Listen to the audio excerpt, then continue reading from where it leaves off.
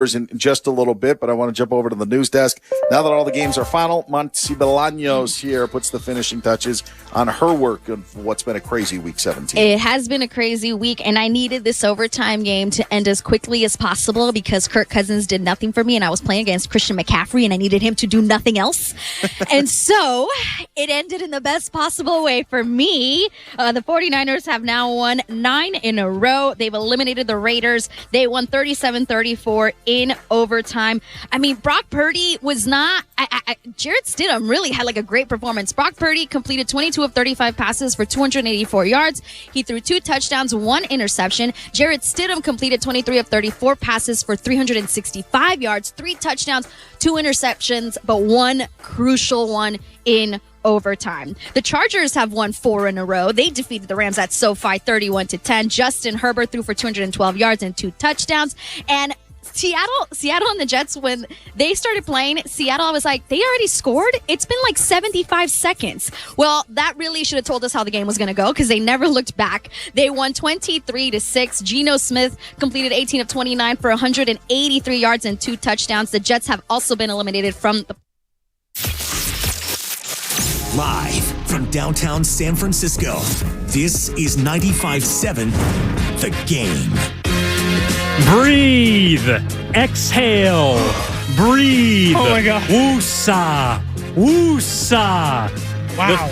I don't know how they did it, Sterling Bennett. John's behind the glass. Evan Giddings with you here on Overtime, filling in for Kyle Madsen and Alan Stiles after the San Francisco 49ers on the first day of 2023. Whew. Felt like they made us relive all of 2022 all over again. 37-34 overtime finish against the Las Vegas Raiders. The Niners have somehow now won 9 in a row. Brock Purdy has won 5 in a row, and it has been a whirlwind of emotions right now for the 49ers, who are trying to... we are going to try and put this into perspective over the next couple of hours here on 95.7 The Game. 888-957-9570. That is the Xfinity mobile text line. That's the phone number.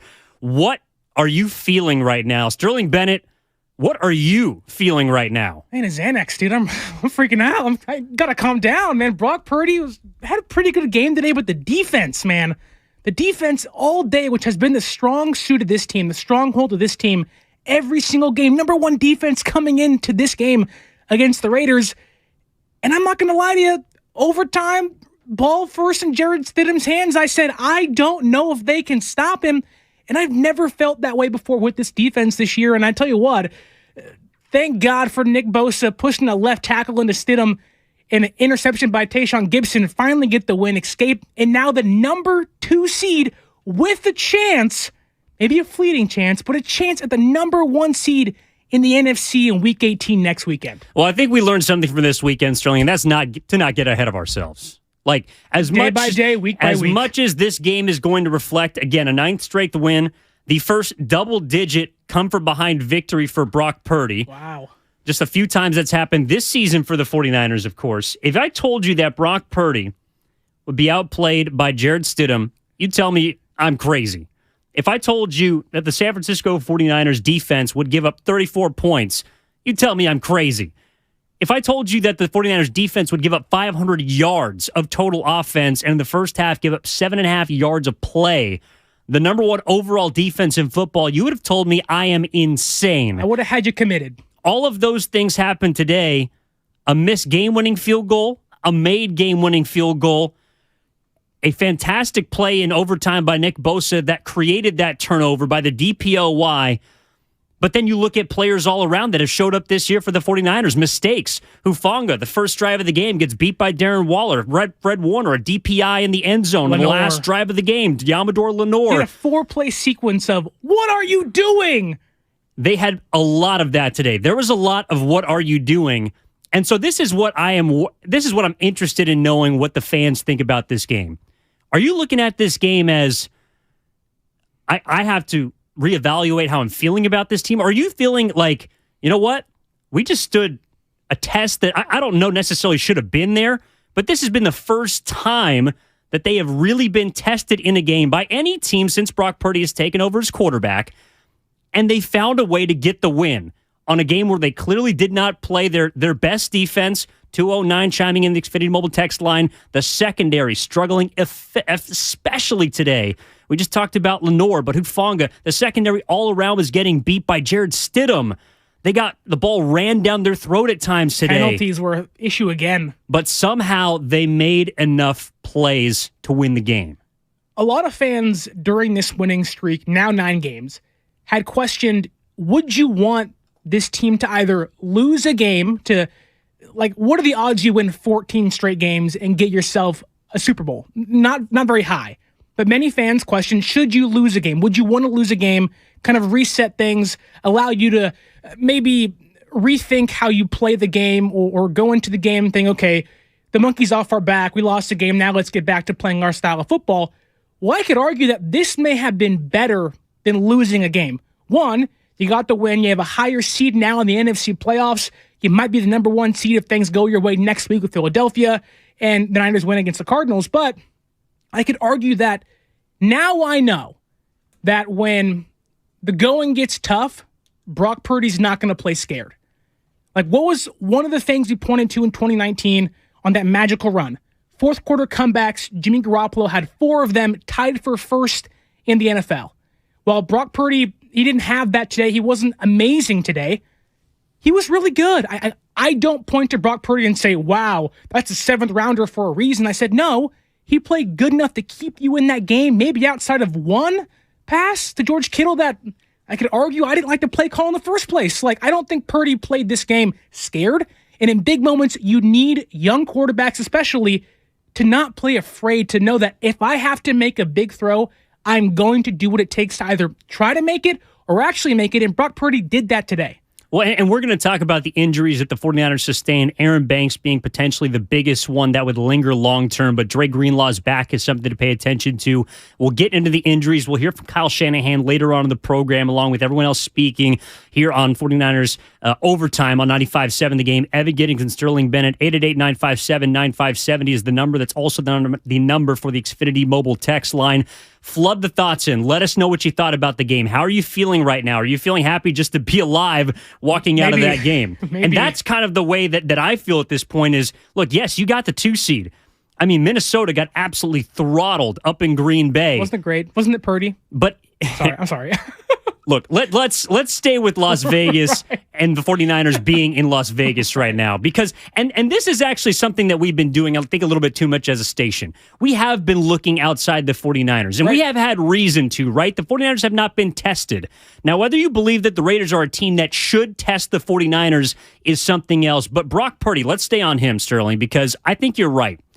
He did show us today that he's not afraid of the big moment, but he also did show us that he's not afraid to maybe make the big mistake that could hurt you. Right. Talking about the throw into Kittle. We're talking about two throws to Kittle. One, of course, in the third quarter, throwing a ball up that was intercepted. His lone turnover today. But the second one on the goal line, where you need a flamethrower to fit that ball in that tight window. And if you miss a couple of inches right or left, that could be taken back to the house. It didn't happen. I'm also thinking about his first throw in overtime. That was a little bit too leading towards Brandon Ayuk. Didn't get caught, wasn't intercepted, didn't hurt you, then go down to the drive, or part of the last drive before overtime. You hit Brandon Ayuk 3 different times, hit 62 yards on that final drive. You establish yourself, but you almost got hurt on the first throw.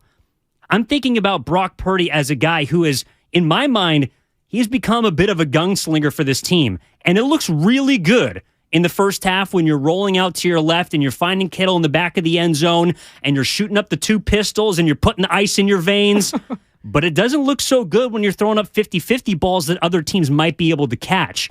And so Brock Purdy, I think, although he has established himself as a quarterback that has pocket presence, that has pocket awareness, he also showed in this game something that may have put Kyle Shanahan's radar up a little bit, which is, my quarterback does have confidence, but I need to figure out the fine line to where that confidence can hurt us, or help us, but not hurt us. Do you think by any chance Shanahan goes home tonight, goes home tomorrow and says, okay, like, maybe I do need to pull the reins back? We've had that conversation plenty of times with Jimmy Garoppolo.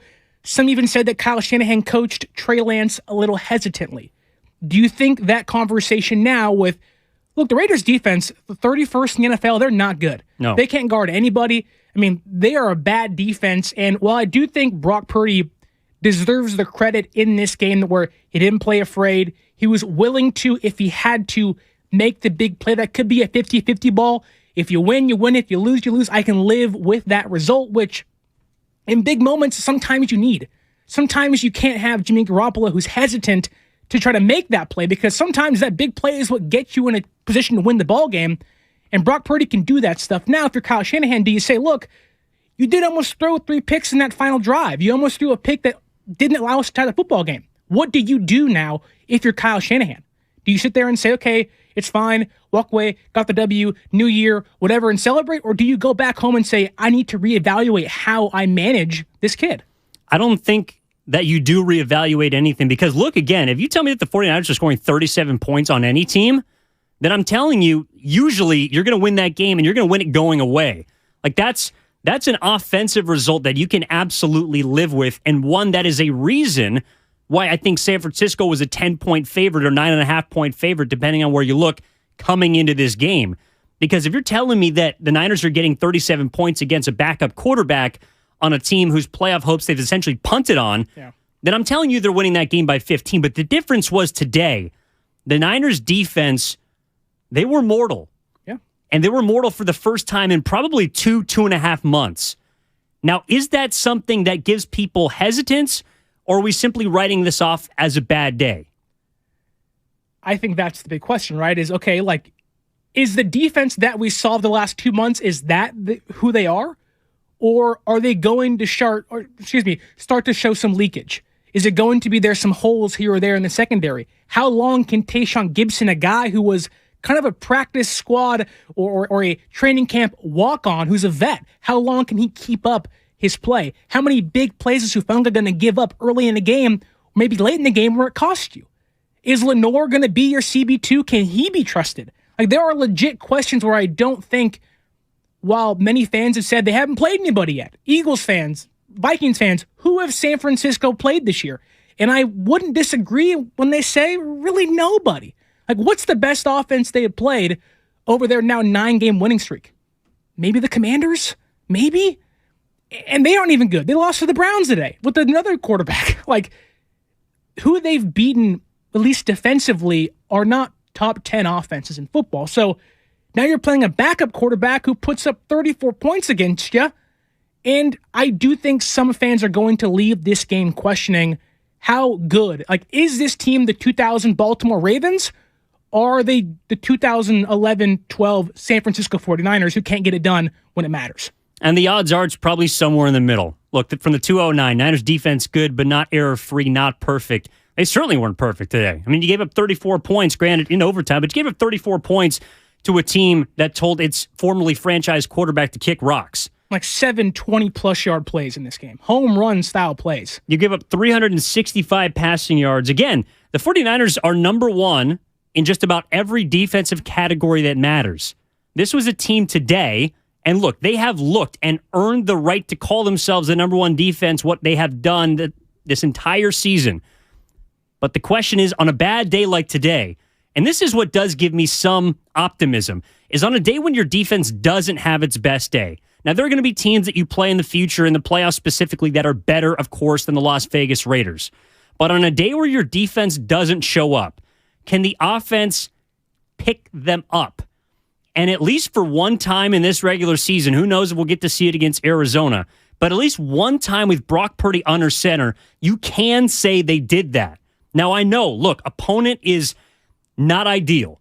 The Las Vegas Raiders are not a good team at this point, but they still have, as we saw, Devontae Adams, who is probably, it might have been the best playmaker on the field today, and that's with Christian McCaffrey on the other side. We're looking at a team that was able to find something and expose, as we've seen over a couple of instances in the past, a team with a quarterback that can move.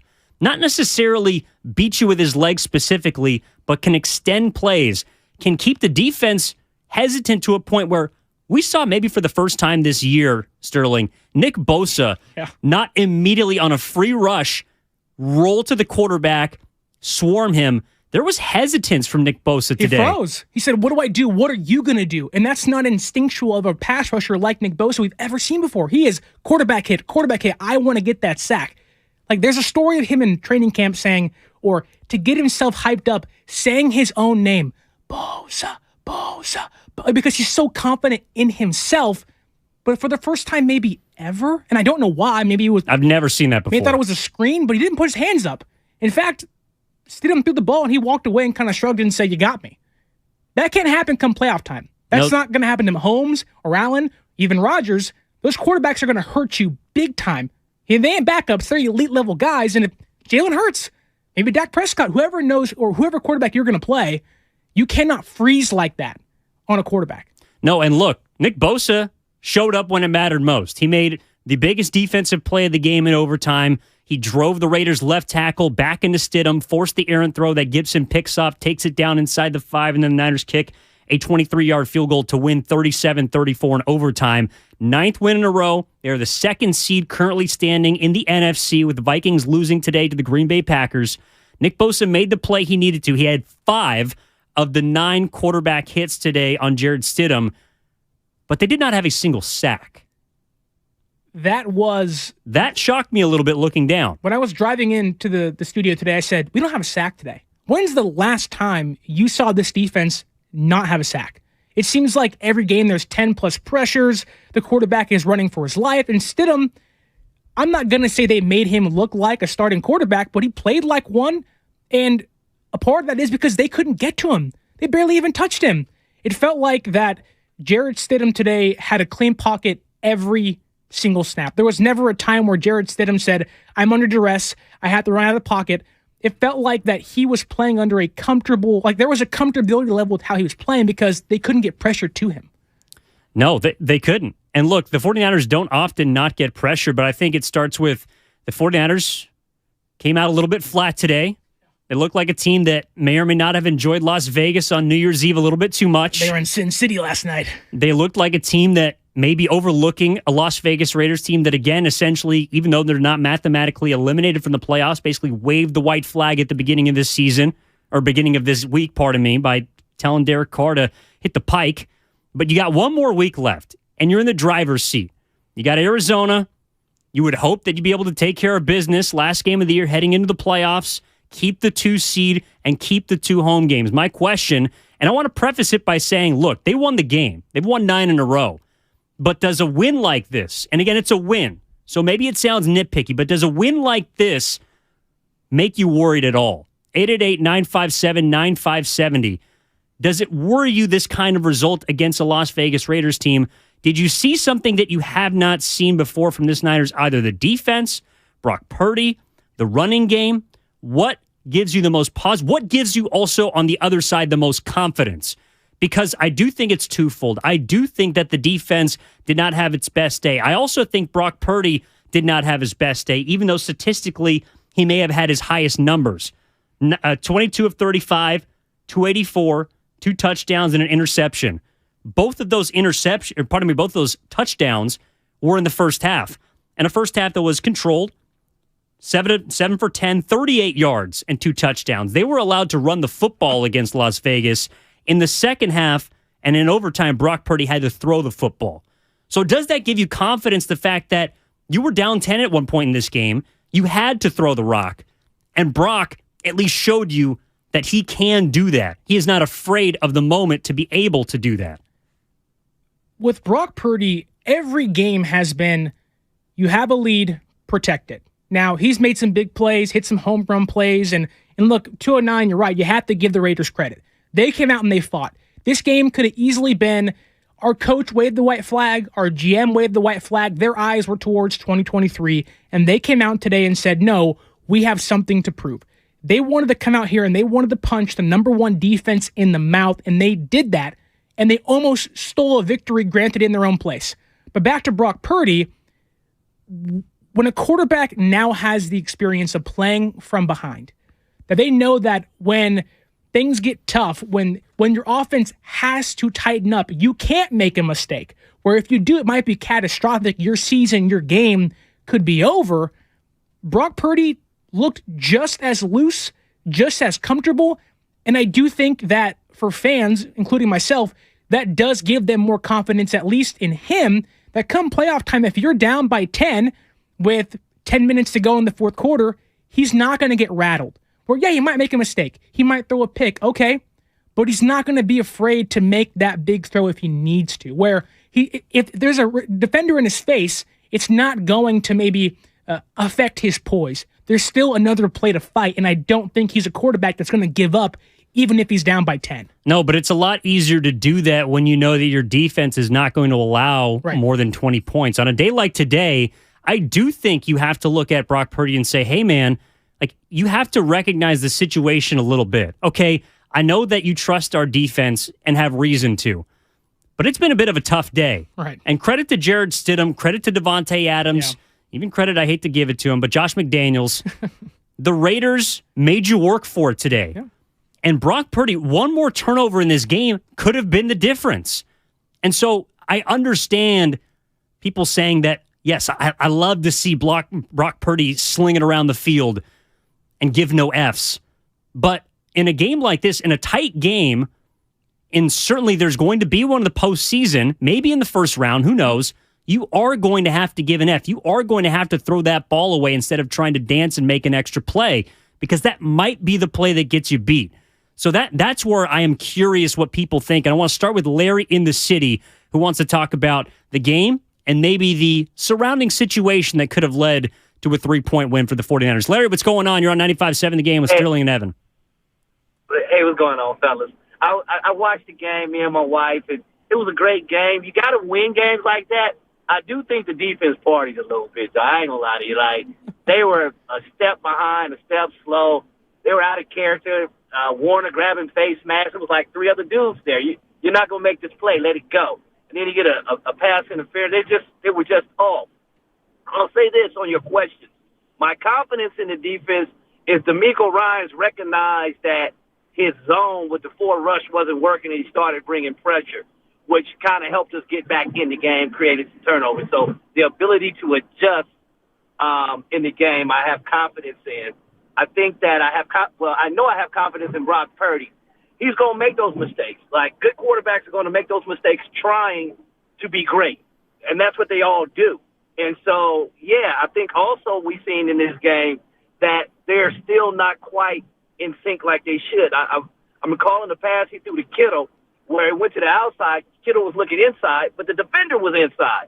So Brock Purdy actually threw it where the defender wasn't. Had Kittle recognized that, it'd have been a catch. On that last play, too, I thought it was an excellent call when Ayuk called it, but it should have went to Kittle, but it was just bad blocking. Had the guy picked up the blitzer like he was supposed to, Kittle was running wide open. So there's things that in this game is going to happen. But Brock Purdy is anti-Jimmy. He doesn't get rattled. He don't get flustered. He doesn't have happy feet. He's okay with believing in himself and making these plays. And I think that's what us 49er fans are excited about, because we hadn't seen it in such a long time. That's all I got, fellas. Thanks. Appreciate it, Larry. Good call. The anti-Jimmy. The anti-Jimmy. Again, there were some throws today that he made, both good and bad, that I think if Jimmy Garoppolo makes, we might have opposite explanations for, which is if Jimmy makes the throw into the back of the end zone rolling out, we're saying, well, I don't know if he meant to throw that ball to Kittle. It was Ray McLeod. I think also if he throws that ball at the goal line that gets batted down in front of Kittle, we're saying, oh my God, Jimmy, why'd you make that throw? It's a no-no throw. It's a no-no throw. Now Brock Purdy has certainly demonstrated with his legs to be able to be much more dynamic. He's not afraid to throw the ball down the field more.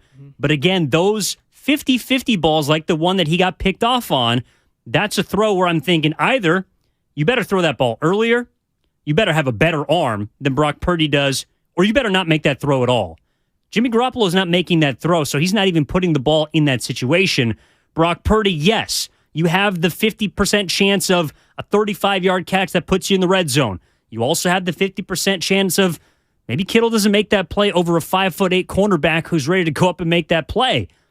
That's where I think the difference is in this game, and we got to take a break. I see you, Cole, in Texas. We'll get to you on the other side, but I want to ask the people before we get the break, 888-957-9570, does a game like this make you feel more confident or more worried about the San Francisco 49ers. It's a brand new year. It's a brand new day. They won the game 9 in a row, 37-34, their first overtime game of the year, their first win in overtime this season. They beat the Raiders 37-34 and have now secured, well, at least for now, the 2 seed in the NFC heading into the final week of the regular season. Where are you at with the 49ers? Evan Giddings and Sterling Bennett, we're going to keep it going for another couple hours. We'll discuss on the other side on 95.7 The Game.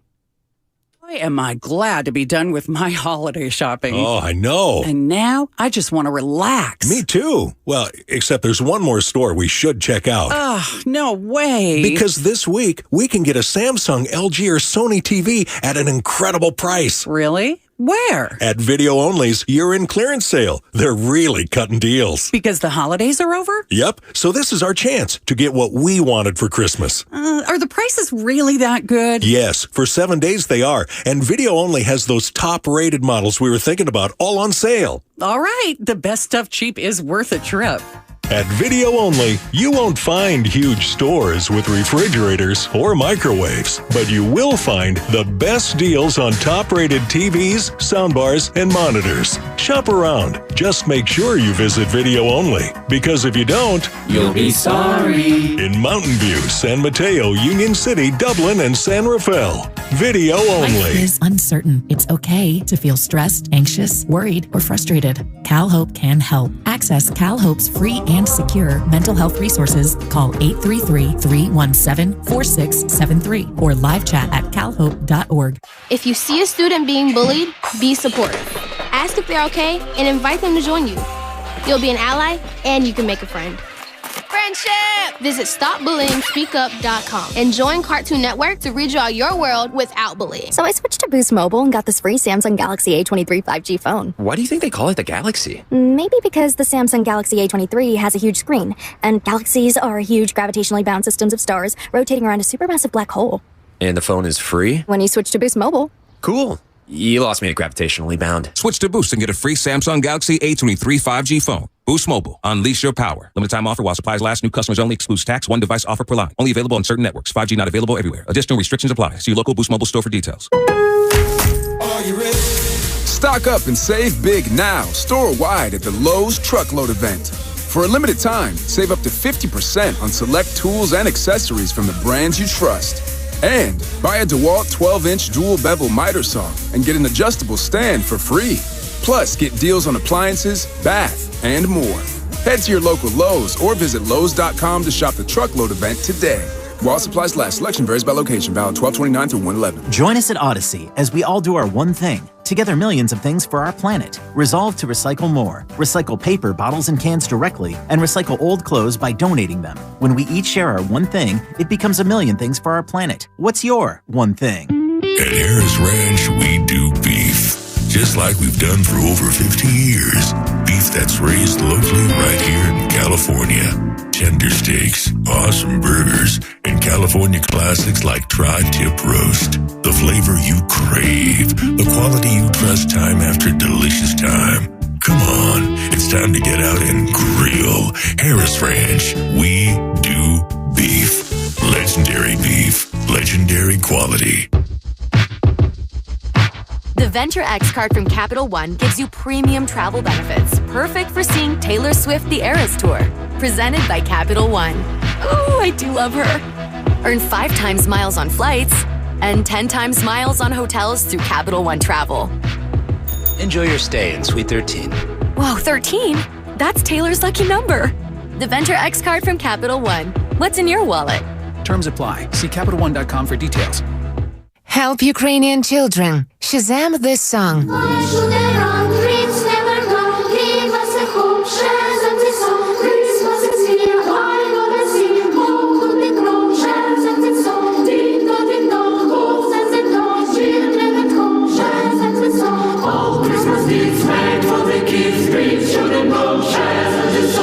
Scroll down Shazam, open on YouTube, follow the link and donate. Third and goal, empty backfield. See if we get that chip again. Purdy spins out of the pocket. Throwing back of the end zone. It's caught. And the toe tap by George Kittle gives the 49ers the lead. No way. Now back to 95.7 The Game. Evan Giddings, Sterling Bennett in for Kyle Madsen, Alan Stiles, overtime 95-7 The Game. That was the second score, which felt like, Sterling, about 2 days ago, in which the 49ers scored from 2 yards out. Brock Purdy to George Kittle. They win the game in overtime 37-34. I mean, we talking about a marathon of a season. That was a marathon of a game. And for it to be the first one of 2023, I don't know if it's a tone setter, but the 49ers still got a lot ahead of them. And I need a cigarette after that game. It felt like that game started in 2022 and ended this year. It just felt like that. Like every drive was a new twist, a new turn, a new chapter to how this game was going to unfold. It seemed like it was either a Niners field goal, then a Raiders touchdown, then a Niners touchdown. Is back and forth all day. It was overtime. It was field goals. It just felt like this game was chaotic.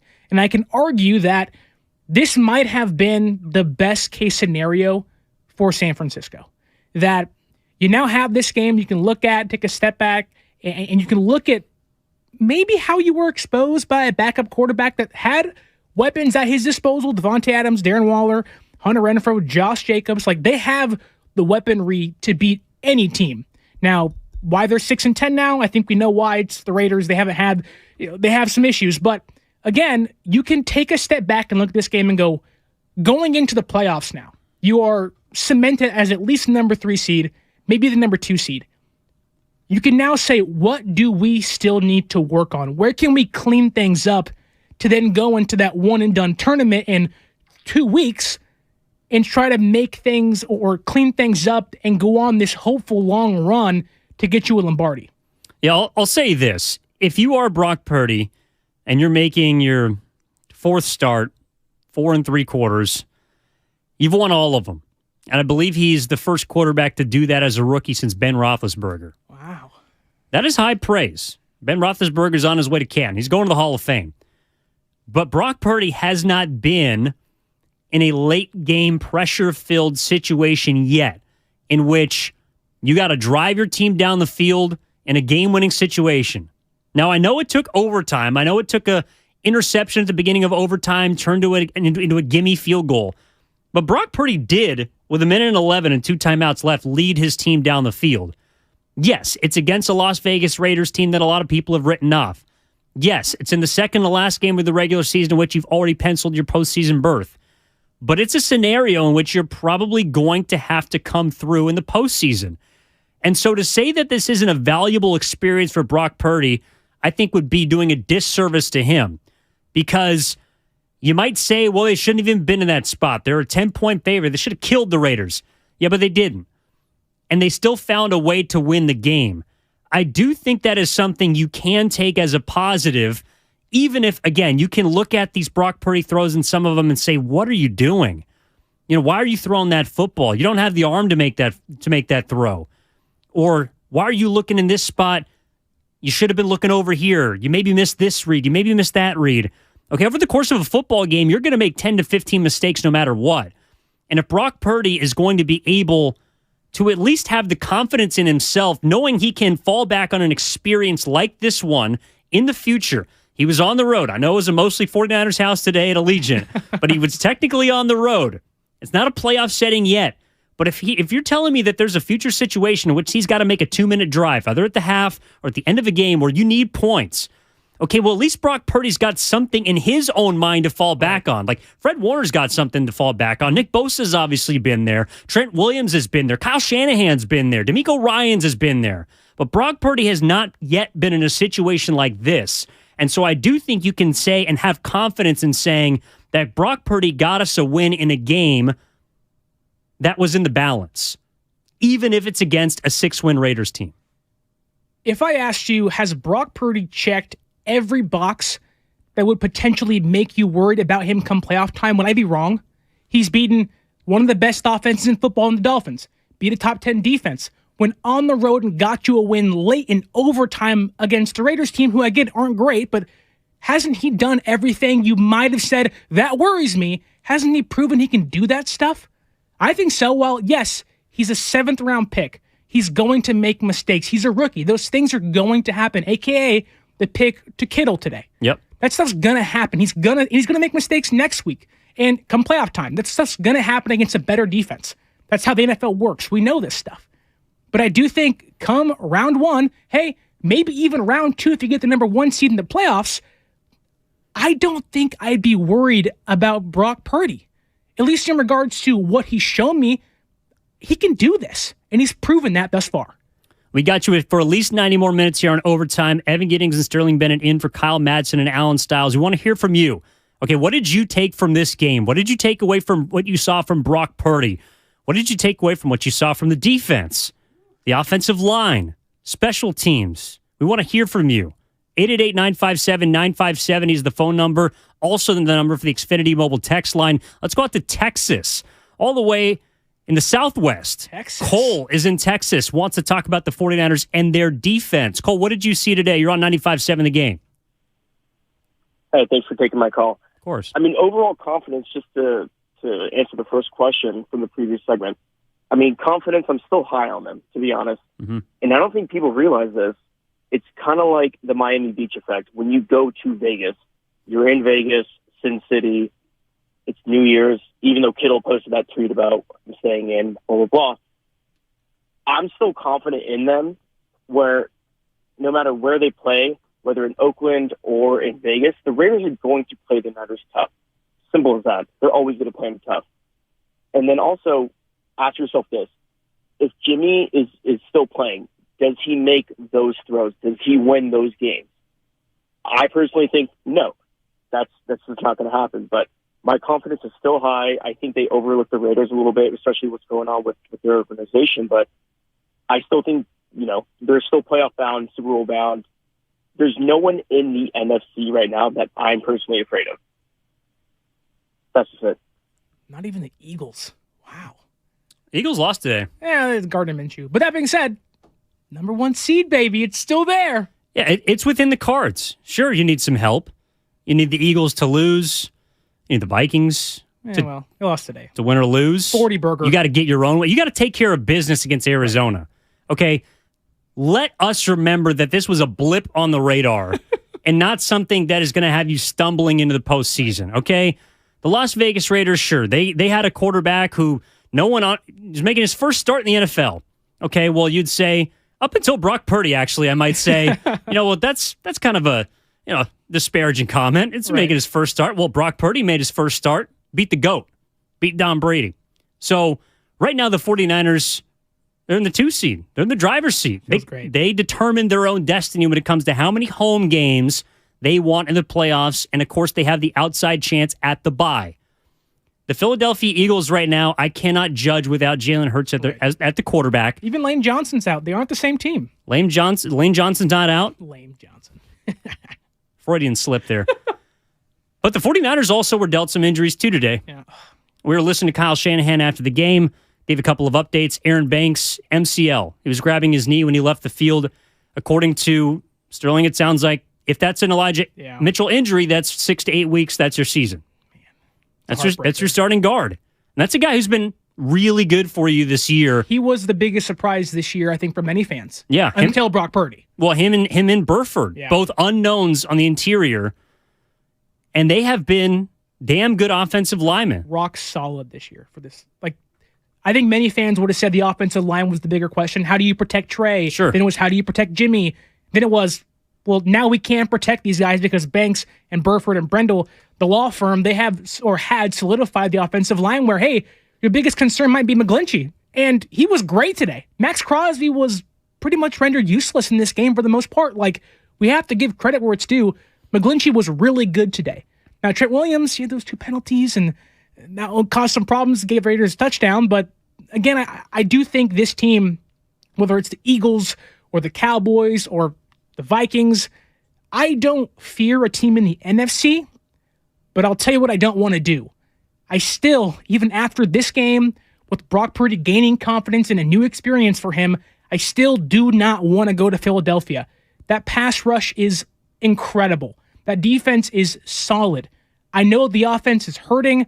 Who are they? We don't know without Jalen Hurts and Lane Johnson.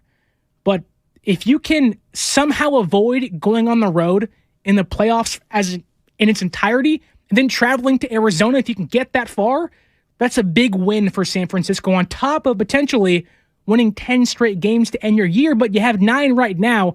And I think this is a great win for this team. You go back to the drawing board and say, where can we tighten things up? And I think that's where the fan base, in my opinion, should be right now. Before this game, if you're looking at the win streak that the 49ers are on, since they lost to the Chiefs in Week 7, the most they've been tested is probably the Los Angeles Chargers. I mean, at this point, that's the only team that's currently locked into a playoff spot that they've beaten. I think you could also throw the Saints into that game. You only scored 13 points. They were knocking on the door down the stretch. Could have made it a closer game than it was. Beat the Eagles today. They beat the Eagles today. Saints are not a bad football team. But there hadn't been a game on the schedule in which the 49ers were really tested. And again, you can say, well, why were they tested against the Las Vegas Raiders in the second to last week of the year in which the Raiders are done? They're bringing in their backup quarterback. Why were they tested? Well, the fact of the matter is they were. And they won the game. Now, if you want to use that as a reason of why you don't think they can win at all, I'll hear you. Yeah. But if you also want to use it as a reason to why they can battle through adversity, I'm also willing to hear that. I think it leans that way more, though, right? Where they can fight through adversity because they've shown that for 3 out of the last 4 years? Last year was plenty of adversity. You're 3-5. This year, you're 3-4, and I get it. It's not as hard as 3-5, and you won 9 straight games where there hasn't been as much adversity as last year. But even in 2019, you had to play the Saints on the road, the Ravens on the road. Like, there was even a time when this team was 13-3 where you said they had to fight through some adversity. But I think right now, you can argue which teams are better and whatnot, and where does San Francisco, stand against the rest of the NFC and the NFL, and you can find a slot for them, which might not be where someone else might find their slot for San Francisco, but I don't see how you leave this game leaning towards, I don't know if they can win it all. When you left last week with a lot of confidence saying this team should be, if not is, right behind Philadelphia as a top seed in the NFC. Like, I think this game makes... Maybe it's because Philadelphia lost and the Vikings got their butt kicked tonight, but I think I have more confidence in them now than last week. And that's what we want to hear from the fans. 888-957-9570. Sterling Bennett and Evan Giddings on with you for at least another hour here on 95.7 The Game. Overtime, filling in for Kyle Madsen and Alan Stiles. Do you feel more or less confident after the game today? 37-34 overtime victory, New Year's Day at Las Vegas. Do you feel more or less confident in the 49ers' Super Bowl aspirations? Let's see if San Leandro and Roy has an answer to the question. Roy wants to talk about, looks like Brock Purdy. Shocker. Man of the day, man of the hour. Roy, what's going on? You're on with Sterling and Evan. How are you? Hey, how's it going, fellas? Boy, you guys have made some great points, both of you. I have to give you a number A1 rating all across the country. A1 steak sauce. Anyway, I just wanted to say, you're right. The 49ers need to tighten it kind of up because, like, say, for example, it's going to be hard fought in the playoffs. But if they could get to the Super Bowl, what scares me is that can they really beat Kansas City or Buffalo? Because you got to remember those teams are heavy offensive clubs, and like what I'm saying is that the reason the Chiefs was able to beat the 49ers was because they kept throwing the ball at a guy named Kelsey, those receivers. They would, and see, I don't know if the 49ers could keep up with those guys. They're pretty fast. And, like, they know how to score points. And that guy, that coach, he designs excellent plays. So if the 49ers are real good, everybody talk about their defense. Can they stop Buffalo? Can they stop Kansas City? I know that's a lot of ifs, but, I'm not going to say the 49ers are not good. Why do you think fans call all over the place across the country asking about them and talking about them, like that guy in Texas? But what I am saying, I'm looking at the reality of it, like both of you do. They need to tighten their offense, just like the guy kept on making those plays and get called for those fines. Number 54, I forgot his name. Fred Warner? Warner. Right, him. Right, exactly. Well, you can't do that late in the game. Shanahan and his coaches need to kind of come down on him about that if they expect to get to the Super Bowl. I mean, and we can't say enough about McCaffrey. So what I'm saying overall is the 49ers got the team to go, but they need to put themselves under scrutiny because, like, anybody can have a bad game like the way they had. And it was, to me, I'd have to say overall, it was this probably was the best game of the year. Appreciate that, Roy. No, I'm with you, and I think that's a great point to end on. This was the most entertaining game that the 49ers have played this year. I don't know if you would have liked it to be that entertaining. It's the only one. I'm sorry. Well, they played in close games this year. Right. And they are now technically in one-score games, 3-1 this year. This game is as close as you can get to being humbled without getting a loss.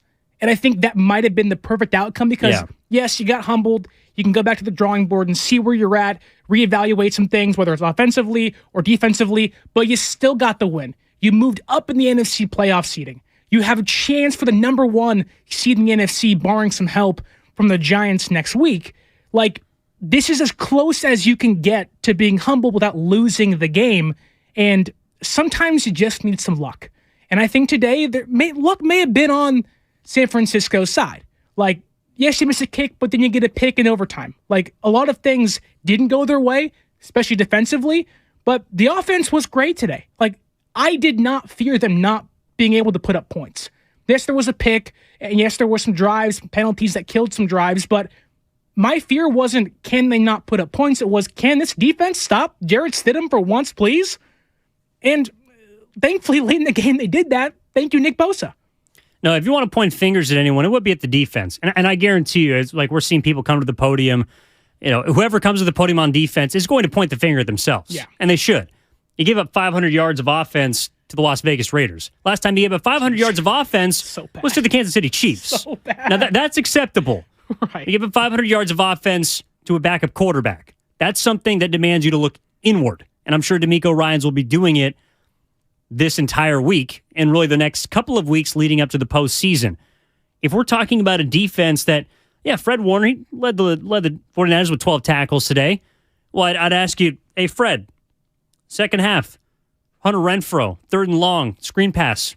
Why don't you just let him go? You don't have to rip his face mask. Right. Next play, 60-yard touchdown, Devontae Adams. That hurts you. Fred Warner in the end zone. I know he didn't feel like he committed a defensive pass interference call on Jaron Waller. But it was called. You made the play. It was thrown. Next play, Josh Jacobs, touchdown, tie ball game. They put a lot of pressure on their offense today. Now, the offense answered the bell. But when the defense has a bad day against a good team, I think that's what a lot of people are wondering right now is, okay, are they going to be able, in a day where they don't have their best foot forward, to beat a quality football team that is a postseason or even Super Bowl contender? That's what they're going to have to do. And I think that's where people are trying to figure out, hey, look, it might just be a one-game write-off. Again, you won the game. You won the game in which you didn't play well on defense. You're now the 2nd seed in the NFC. And we're going to go through all the good things that they did do. But if we're going to point fingers, it's got to start with the defense. San Francisco, they essentially went half a season dominating the entire NFL. And at each half point, what did they do? They had a clunker. I could ask you, does the defense now go on an 8-game dominant streak again? Now, they don't have to, essentially. Well, they might need to. Well, I mean, they're not going to have to do it for 8 more weeks. It'll be, 6, 7 maybe, I guess. But it's not like this defense is going to, leaving this game, the defense no longer, to me, has to be perfect. Like, when you have a 7th-round pick, Mr. Irrelevant, Brock Purdy, who has amazed us and done so many things nobody expected, I do think fans were like, okay, the defense has to be perfect. The expectation was, just let the defense carry you. How far can the defense carry you? And we've seen some great stuff, but I do think that conversation may be starting to shift a little bit where it's okay, the defense doesn't have to carry you as much. The offense can actually go out there, win you a game, which I don't think many people would have said with some of the other quarterbacks in the room this year, because the offense has looked better with them or with Brock Purdy than the other guys. So I do wonder if fans leave this game thinking, okay, the defense must be perfect, or do they leave the game saying the offense can actually carry the load if need be come playoff time? Well, let's see what George from the Jungle wants to talk about, because it looks like we're going to take this thing back to the offense. And, of course, we got another hour to talk about this on Overtime. Sterling Bennett, Evan Giddings filling in for Kyle Madsen and Alan Stiles here on 95.7 The Game. George, you're up next. What's going on, man? What did you see from the game today? Gentlemen, I saw a game that gave me heart palpitations. The thing that I hated about it, though, is it looks like Kyle Shanahan has found a brand new shiny toy and he's trying to break it. Why do we have 6 or 7 naked boots when it's obviously not clicking? You know, I can see coming out and doing a naked bootleg, it goes for 60 yards, and you're like, good play. But when you continue to go back to it when it's not working, you're going to get somebody hurt. Yeah, no, good point, George. I see what you're saying. And look, I don't think there's a bigger example of that than on the final drive. Second to last play before the missed field goal, where we're both looking at each other. We're watching the game, Sterling. We're saying, all right, you just hit Brandon Ayuk 3 different times, 12 yards, boom, 18 yards, boom. Missed throw to Christian McCaffrey, 11 yards, back to Ayuk, boom. Second time out. All right, run the football, kick the field goal. Right. Instead, it's a play-action rollout to his left, so he's got the blind side to the pass rusher coming from his weak side, and he almost gets hit, almost turns over the football. A 3 flags up, 50-50 ball goes in the air, and thankfully lands in the arms of Brandon Ayuk to set up what ended up being a missed field goal, but what could have been the game-winning kick. That's a play where I am looking at Kyle Shanahan, and I am saying, hey, man, why are you trying to remake the wheel here? Well, and it's funny because coming into this game, the Raiders didn't have their top cornerback. The second cornerback got hurt, and my first reaction was attack. Like, you can attack these young cornerbacks now, do that stuff. And he didn't do it. But late in the game, you just need a field goal. Like, this is the time to get conservative. Run the football, get you your spot, and win the game. And, I mean, hey, thankfully it didn't turn out what could have been the interception, end of drive. Now, they didn't score anyways, but that could have been so much worse, and unfortunately, I wouldn't put that on Purdy. I would not put that on Ayuk. I would say, Kyle, what are you doing?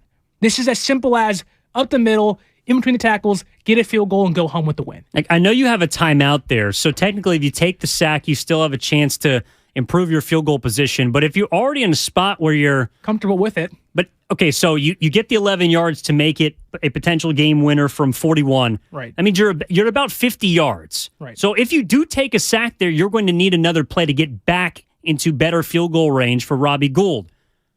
Why even risk it? Why not put the ball on the ground, put it in Christian McCaffrey's hand, who on that drive, on the drive before, got you in a position to score, who has been your best playmaker since you acquired him. 6.5 yards on the ground today. Why not just give it to him? Right. Even with Las Vegas selling out for the run. Okay, that means that they're going to bring extra pressure. The one thing you cannot do is take a sack or turn the ball over. Both of those options were on the table on that play. And I mean, I don't know if they were trying to go for it all and maybe end the game right there, but you didn't need to, and it didn't look like they were trying to. It looked like Kyle Shanahan, and to Brock Purdy's credit, he made a play. Ayuk made a better one to go up and get that ball, high points it, comes down with it. But that did feel like a play where if that happens in the playoffs, people might look at Kyle Shanahan and saying you're trying to get too cute. And that's happened how many times now? You know better than I. Almost every single time he's been in the playoffs, it's a 4th and 1. Where's Debo at? We'll give it to Juszczyk. Then it's a punt. Or it's Super Bowl and you're up by 10 and you get cute and things go crazy. Like, we know Kyle Shanahan at times does have a tendency to either get too rigid or become too aggressive when he shouldn't. Like the questions I had with Brock Purdy, while still exist, have minimalized over the last 5 weeks. The questions I have about Kyle Shanahan come playoff time do still exist despite the success he's had this year. Like, he should be in the Coach of the Year conversation. But that being said, definitely. But unfortunately for Kyle Shanahan, I've seen this over and over and over again, and where I haven't seen maybe the should-be success is come playoff time, and I think that's where I'm going to need to see it more so this year than ever. Coach of the Year, regular season award. Let's put it right there. Right. Let's go out. Before we hit a break, I know we got one coming up now. We got you for about another hour here on Overtime. Evan getting Sterling Bennett in for Kyle Madsen, along with Alan Stiles here on 95.7 The Game. Let's go out to Phoenix. Lori wants to talk about the 49ers today, and Lori is a fan favorite here at the station. Lori, what's going on? What'd you see from the game today? Hi, guys. So, not exactly what we were expecting, but I will say, backup quarterbacks have come in and given the 49ers a hard time in the past. We played terribly against the Cardinals and Colt McCoy last year, too. So, part of that's that. I think some of it might have been the defense was just a little too excited and they, made some mistakes. There was definitely blown coverages out there. But I will say, the Raiders, I don't think are as bad as they look on paper. They played really well against the Chiefs. They only lost that game by a point. So they played well against the Vikings. They played well against the Chargers, the Titans. They played some really bad games, and they've lost some games that they shouldn't have. So they're just super inconsistent. But the roster itself, I think, is still a good team. And, we went against some guys today, and, Devontae Adams and Darren Waller that maybe the Niners haven't seen this year. So it's a good time if you're going to have a test and you're going to have you're going to bend, they did a little more than bend today, but they didn't lose the game, which didn't affect their seeding. So if you're going to have that, this is a good time to have it, because I think sometimes the defense might be a little overconfident, and this is a good humbling experience for them to say, you know what, we're going into the playoffs. We've got to tighten up here. What are we going to do better? And I think they've got the roster. They've got the people on the roster, so I'm not that concerned about that. I will say Christian McCaffrey and Brandon Ayuk on the offensive side. Wow. This is just, I'm so glad they made that trade for McCaffrey. And I will say also Purdy, granted, he didn't have his best day, but he's showing that he can do the things that he needs to do. So I still think that next week we're gonna beat the Cardinals. I don't really have any concerns about that, and then we'll see where the seeding goes. But if you can have the good seeding, you're in great shape going into the playoffs. So hopefully the Banks injury isn't as bad as it was, because that's very concerning. Hopefully you're going to get Debo back.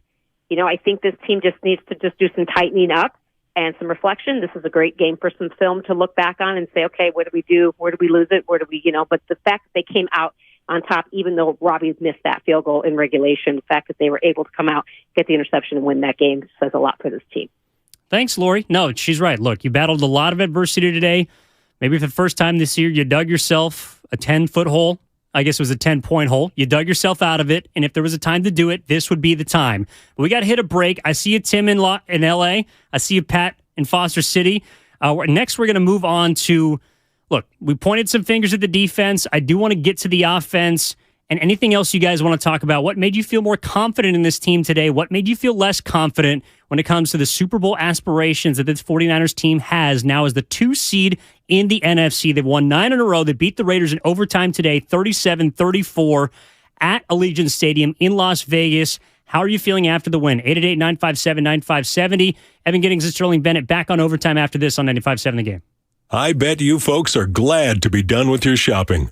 Hopefully, all your gifts went well. But there's one last store to visit, this time just for yourself. Your chance to get one of the top-rated Samsung, LG, or Sony TVs at a crazy low price. Where? At Video Only's year-end clearance sale. A great way to end the year.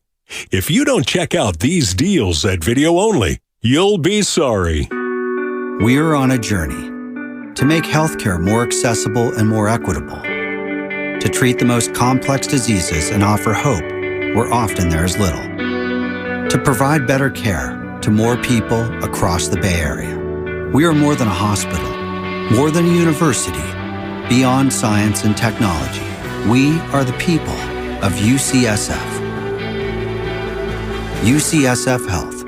Redefining possible. Norman, we need to pause this surgery. What, doctor? Well, we need to hurry to the Xfinity Hello 2023 sale. New Xfinity customers can get 75 megabit internet for just $19.99 a month for 12 months with a 1-year contract. Plus, when you add 2 lines of Xfinity Mobile, you get $500 back for a limited time. Drop everything. Get to the Xfinity Hello 2023 sale now through January 10th. Go to Xfinity.com/Hello 2023 to learn more. Restrictions apply. Internet offer requires paperless billing and autopay with stored bank account. Equipment, taxes, and fees extra. After term, regular rates apply. Xfinity internet required for Xfinity Xfinity Mobile. Are you looking to make a difference in your community? Interested in learning more about a career in law enforcement? The Concord Police Department wants to hear from you. Explore a rewarding career path and be the change for your community. Look forward to competitive salary earnings up to $190,000 annually, full benefits, and annual incentives. To learn more about what it means to be a part of the Concord PD, take the first step and contact a recruiter today.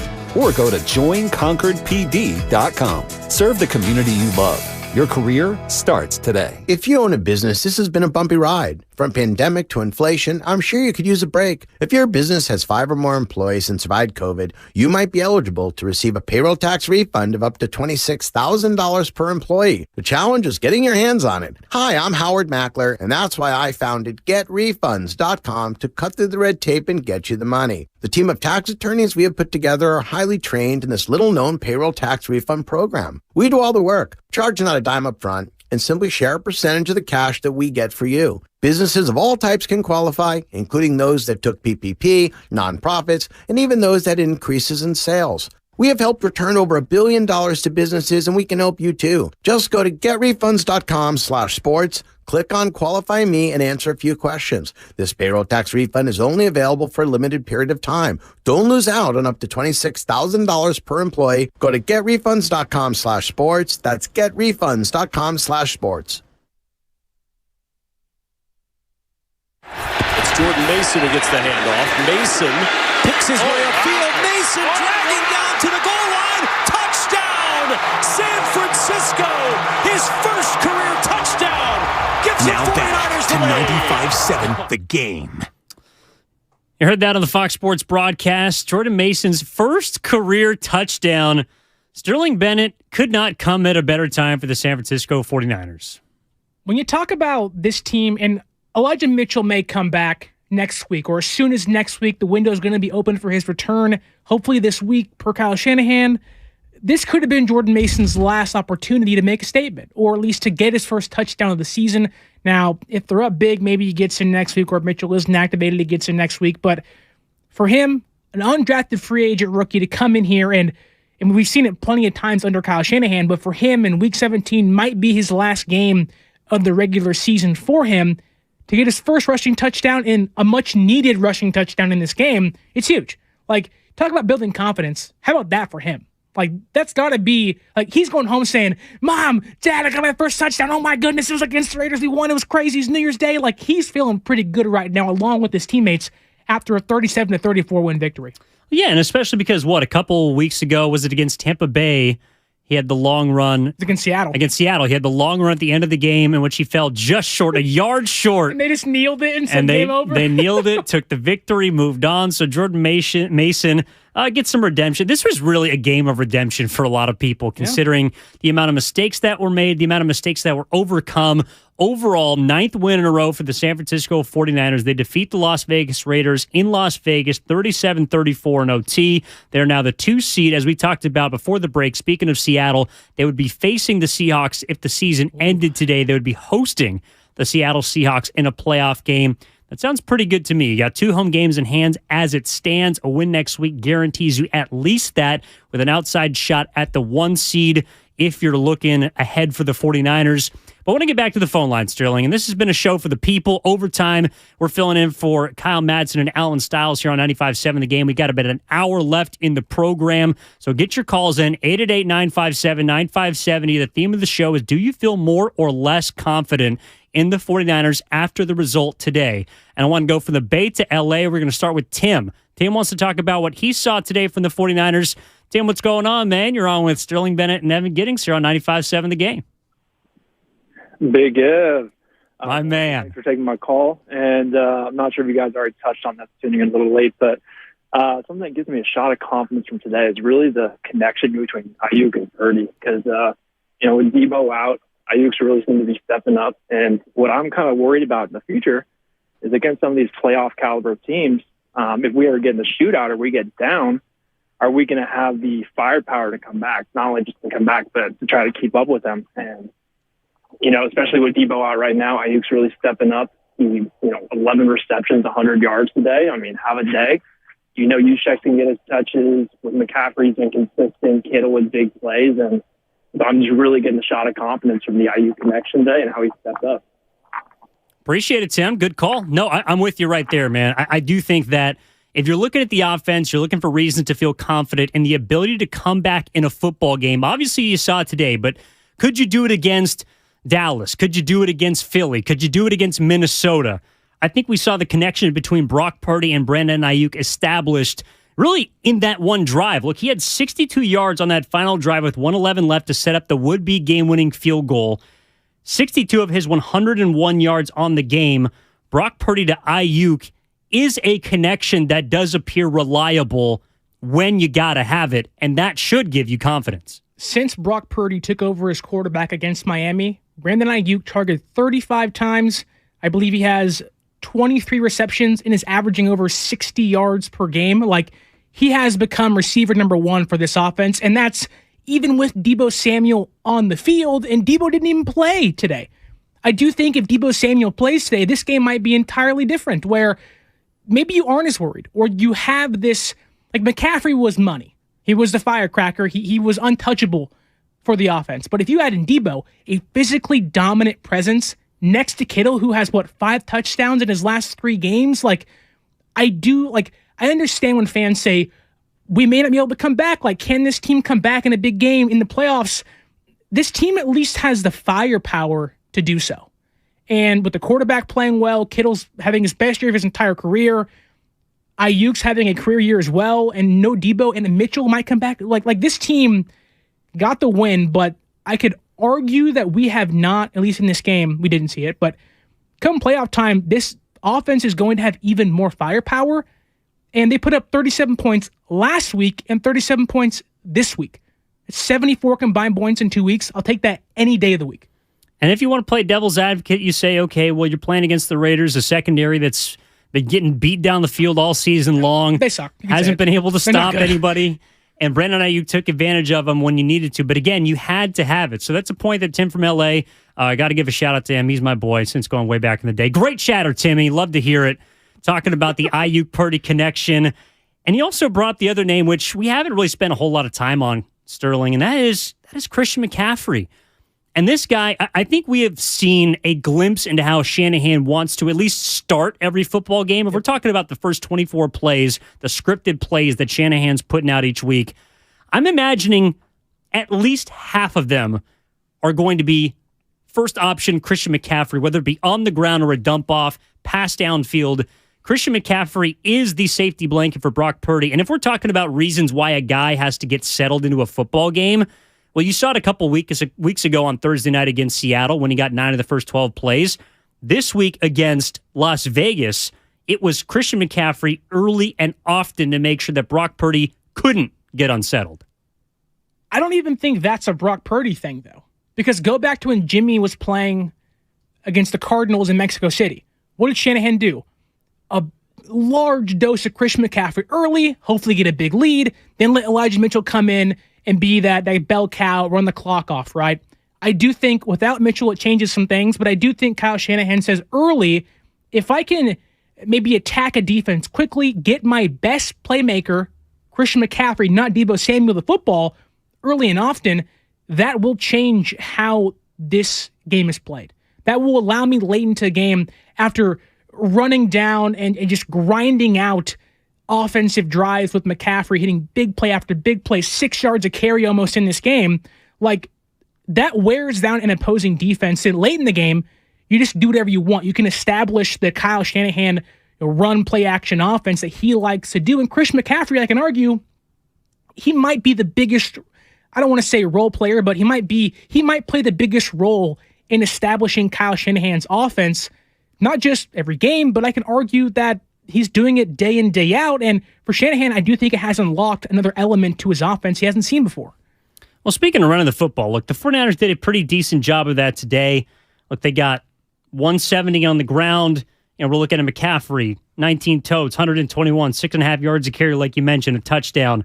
Ayuk on an end around for 16 yards. And we're looking at Jordan Mason, who, of course, got his first touchdown, 14 yards for him. Kyle Juszczyk had a carry that actually Speaking of the carry, it did remind me just how many 49ers fans there were today because you could hear the juice pumping through Allegiant Stadium when he got that 9-yard carry. But one thing that also stood out to me when it comes to running the football was how well the Las Vegas Raiders ran the football on the 49ers today. And that was for 137 yards. Josh Jacobs is certainly no slouch, but Brandon Bolden, 4 yards on the ground. Jacobs a little bit over at 4 yards per carry. Stidham using his legs for 7 for 34. This was the first team, Sterling, that ran the football for over 80 yards since the Kansas City Chiefs did it against the San Francisco 49ers. So again, you might be able to say, hey, this is just a bad day, but they did have their full cast of characters out there, and they got punched in the mouth on the ground. Every time San Francisco's defense, I believe, has given up over 24 points this year, the opposing offense has had, I believe, over 100 yards rushing. Falcons, 28 points. Chiefs, 40+. This game, 34.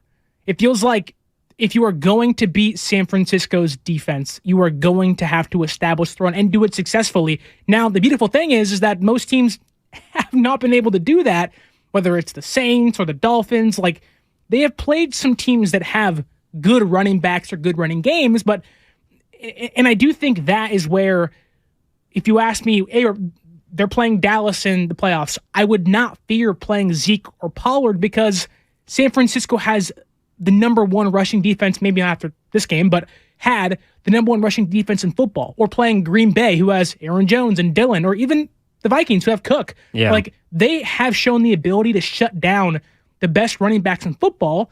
But today, you have to give the Raiders credit. Josh Jacobs was great in this game. Stidham was great in this game. Like, Lori said it from Phoenix. The Niners have not played an offense that has this many weapons since that Chiefs game. Devontae Adams, Darren Waller, Hunter Renfrow, Josh Jacobs. Not many teams can say they have 4 legitimate offensive weapons, and I do think that going into the playoffs, you're going to play the Dallases and Philadelphia. You might even get the Giants. Like, Isaiah Hodgins and Richie James Jr., like, those guys aren't big names, but they're putting up numbers. Yeah. And I do think that this was the best thing that could happen to this team. A bunch of big-name offensive weapons, went on your defense, put up big yards, big points, and you stood your ground and you won the game. Yeah, I do think if you are looking for a silver lining, it is that. Like, if this is the worst game that you've played in the last 2.5 months, you still won the game.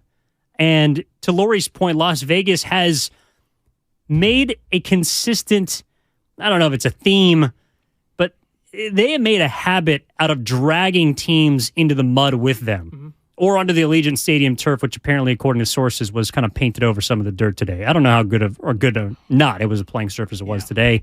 Who knows if that had to do with... It's better in Carolina. They're getting sued. But. It was. But Aaron Banks, unfortunately, goes down today with a knee injury. Who knows if it does or doesn't happen on normal turf. Drake Greenlaw gets dealt a back injury. There's going to be further tests done on him. We do know, Sterling, that is an MCL for Aaron Banks, which would typically point to 6 to 8 weeks, which would point to maybe he's back by the Super Bowl. If you get there, of course. Right. Would it be crazy to say that I'm more worried about Greenlaw's injury than Banks' injury? Like, I'm totally with you. I thought Brunskill was fine. Especially if you look at the defense today. Right. And like Brunskill, he's been there. He started last year the entire year at right guard. Like, he's not someone I go, okay, well, you're going to your third string offensive lineman. Like, I'm like, Brunskill, in my opinion, should have been starting at right guard to begin the year, but he was hurt. So, like, you're essentially putting a starter in for a starter. Now, I get it. You don't want to lose Banks. He's been great all year long, but the Greenlaw one, to me, is more concerning. Now, it's good news. He got up, went off the field on his own 2 feet, jogged off. He seemed to be moving just fine. Like, it didn't seem... I'm hoping it's just a strain where it's 1 week off. You maybe don't need him next week against the Cardinals, who may start McCoy or Trace McSorley, whoever it is. Like, I don't think next week would be a killer, but you need him back against whether it's the Giants and Saquon Barkley or it's Seattle and Kenneth Walker III, like whoever it is, you need Drake Greenlaw back out there. From the Xfinity Mobile text line, I think the 49ers D was hungover and had to muster up all the energy they had to get the win. Could have been the case. I don't see the 49ers as that kind of team. If anything, you'd think the Las Vegas Raiders would be that kind of team, and they showed up earlier than the 49ers did. from the 636. How can the team generate more consistent pressure from the defensive line not named Nick Bosa? Yeah. Great question. He had 5 of the 9 quarterback hits today for the 49ers, who did not, as a team, collect a sack. And it sounds like Pat from Foster City, pardon me, Pat from Foster City wants to talk about some of those struggles up front from the 49ers and the defensive line. Pat, what's going on? You're on with Sterling Bennett and Evan Giddings on 95.7 The Game. Thanks for taking the call, and Happy New Year. You too, man. Yeah, it seemed like I was most disappointed with the defensive line against the Raiders. It seemed like the whole first half we were always in 2nd and 4, 3rd and 1, where the Raiders could mix it up, pass, run. But in the second half, we got them in a couple 2nd and 10s, 3rd and 11 or 3rd and 12. And, they're going to pass. And still, we just didn't get that pass rush. It seemed like the outside edges guys were getting kind of pushed outside, and the inside guys were getting occupied. And the quarterback for the Raiders, he ran right up the middle, but no one even near him for 10, 15 yards. He's not the fastest guy, but he still was seemed like 10 yards a clip, or he would just step up and throw it. And we just didn't have the pass rush. And given that the defensive line is finally kind of getting healthy, I don't know how the Raiders' offensive line stands up against the league. I don't know if my guess is they're probably average, but I could be wrong. But I think it can only get harder for them, and we just didn't put the pass rush that I was expecting. Yeah, I'm with you, Pat. I think part of that, too, is the Raiders ran the football really well. And when a team establishes the run early in the game, you're not allowed to get as downhill as you would like. You can't pin your ears back as much as you'd be able to do. The other part of it, too, is the 49ers, for the first time since Brock Purdy's taken over at quarterback, did not play with a lead for much of the game. Really until the end there. So you're looking at a defensive line that has to worry for maybe the first time in a couple of months playing both the pass and the rush. On top of that, you're behind, so you have to worry about giving up potentially the big play. You don't want to, of course, make things any worse for yourself. And on top of that, and I do want to give Jarrett Stidham credit for obviously the plays he made through the air with a lot of help from Devontae Adams, but he made a lot of plays extending them with his legs. Now, a lot of the runs that he had, I think he was 7 for 35, nothing spectacular, but there was a lot of, all right, scan, survey, all right, take off. Yeah. And the 49ers this year, the one thing that has given their defense fits is quarterbacks that can use their legs, maybe not as a first option, although Justin Fields did it in a monsoon, but quarterbacks that can use their legs to make you have to worry about them. Those quarterbacks have beaten the 49ers when you look at Justin Fields, you look at Russell Wilson. I know that was a clunker of a game, but he did beat you. You look at, of course, Patrick Mahomes. You look at Marcus Mariota. Like, those are quarterbacks that have given you fits. And looking ahead, even looking into the playoffs, I know it's not a big name, but Daniel Jones just ran for 2 touchdowns today. Jalen Hurts, if he returns, obviously can beat you with his legs. They handled Taylor Heineke, who can use his legs, but he's not really a front line. Not supposed to be a starting quarterback. So if you're looking at one thing that could maybe give you fits on defense, that could give the number one defense fits, it's a mobile quarterback. And even then, to Pat's point, if you get pressure, what does that negate? Some of the secondary issues many fans pointed to and said that's the problem today. How do you improve your coverage? How do you improve the way you can, or how your defense plays? You get to the quarterback, you get pressure, you make them have to make a play with their legs to extend the play out of the pocket. It's how they did in 2019. Who was in this secondary in 2019? It was Richard Sherman and an unproven Emmanuel Mosley. It was a K'Wan Williams who was on the Browns practice squad a couple years ago, and those guys are great now. We can look back and say, wow, they're great. Like, those were important players for us. But that was Jimmy Ward's first elite year playing safety. That was Jaquiski Tartt, who I love him, but he was not a top 10 safety. And the reason how they did that, or why they were so good at playing in the secondary, is because they got pressure. Even this year, Tayshaun Gibson, Hufanga, guys who I can argue are much better run defenders than pass coverage defenders. How do you help them? How do you limit what Hufanga does each game, which is seemingly give up one big blown coverage a game? How do you limit that stuff? You get to the quarterback. And they didn't do that today, and I could argue that their biggest Achilles heel is the mobile quarterback, like you said, Evan. You play Jalen Hurts, I mean, that's a nightmare scenario for San Francisco. And if you're playing them in Philadelphia, it's an even bigger nightmare scenario for you. But round one, that could be Geno Smith again, who I know they beat him a couple weeks ago, but he can run. Daniel Jones can run. Like, that could be the biggest problem for this defense going forward. And it's not even so much a quarterback that look, Daniel Jones has got, I know it sounds crazy to say, but he has top line speed. Like, he can take off and he could be a 100-yard rusher. Yeah. Daniel Jones. I don't think a lot of other quarterbacks can say that. But if you can do enough just to extend a play, to give enough time to your receivers against a secondary that's proved that if they're given 3 seconds, 3.5 seconds, they can lock a man up for enough time for the pass rush to get to the quarterback if it's a statue. And that's why they have stacked up so many wins. That's why they're now 12-4, because against a statue, an immobile quarterback, they will kill you. Tom Brady, dominated. Tua Tagovailoa, dominated. I mean, we're looking at Justin Herbert. I know it was a slog of a game, but they took care of him. He's a little more mobile, but they won that football game. Matthew Stafford, dominated. If you do not have the ability to move, the 49ers will find a way to beat you defensively. But if you can improvise even a little bit, I think we've seen over the course of this season now that it's a common theme that might be something that could get you beat. The one shining light on that we saw today was, well, you also now have an offense that is able to turn it up when it needs to, that can score and has now scored back-to-back weeks of 37 points. That's now the third time they've done it this season, 2 in the last 3 games.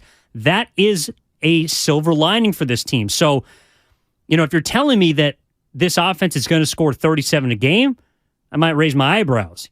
If you're telling me this defense is going to give up 34 a game, I also would raise my eyebrows. But if you're telling me in a playoff situation that you're facing a mobile quarterback, I might also say, well, then this defense could have a tough day. But the difference is, can the offense play like this successive games? Can they do it again and again? I'm not sure. I mean, the averages over the course of the last 4 games or 5 games that Brock Purdy would tell you yes. But in a playoff situation, things become a little bit different. So that's the only reason I have pause. I think overall, this is a game that Sterling put very well, that you should be feeling good about, because you didn't play well, you still won. And at the end of the day, you still improved your seeding. You still give yourself a chance for the bye and the 1 seed in the NFC. And to answer the question from the Xfinity Mobile text line going back to, I believe it was the 510, can the Eagles drop to the 5 seed if they lose and the Cowboys win? Yes. Yes, they can. Like, Philadelphia could fall from the 1 all the way to the 5. They need to win next week. Yes. Need to. After losing these last 2 games. Yikes. So a lot is going on in the NFC. We're going to continue to break down the playoff picture coming up on the other side in the next hour. We're taking up until at least 6:30 on overtime. Evan getting Sterling Bennett filling in for Kyle Madsen and Alan Stiles on 95.7 The Game. But I want to go out to San Jose next and talk to Schleprock, who's got thoughts about the game after the Niners' overtime victory against the Raiders. Schleprock, what's going on, man? How are you? What's going on, guys? And let me preface this by saying I'm a longtime Raider fan, but this is what happens when you get 2 professional teams with grown men playing, and you get a game like you got today, and it's going to come down to who makes the least mistakes. And unfortunately, because I'm a Raider fan, the Niners made least mistakes, maybe not the least mistakes, but the least amount of mistakes at a time where it was imperative that they could make a mistake. Correct me if I'm wrong, because I was hooting and hollering when it was happening, but Stidham made a mistake in overtime when he threw that ball when they were already in field goal range. So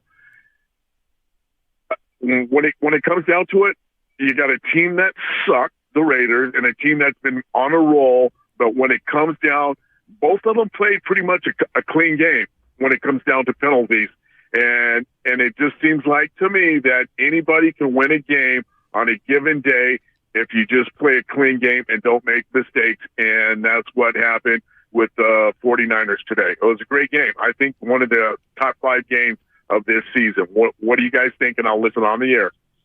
Thanks, Schleprock. Well, I think it was the best game of 2023. Well, okay. That was low-hanging fruit. Of course it is. I apologize. No, look, the 49ers and the Raiders, I know it's not a rivalry for the players, but it is absolutely for the fans. I mean, Well, it's a rivalry for who? Jimmy Ward and George Kittle? Because those were the last guys to play against the Oakland Raiders. Ward turned down more money to go to the Raiders in free agency, I believe, in 2020. He said, I'm going to come back to San Francisco. Oh, Jimmy Ward, yeah. Yes.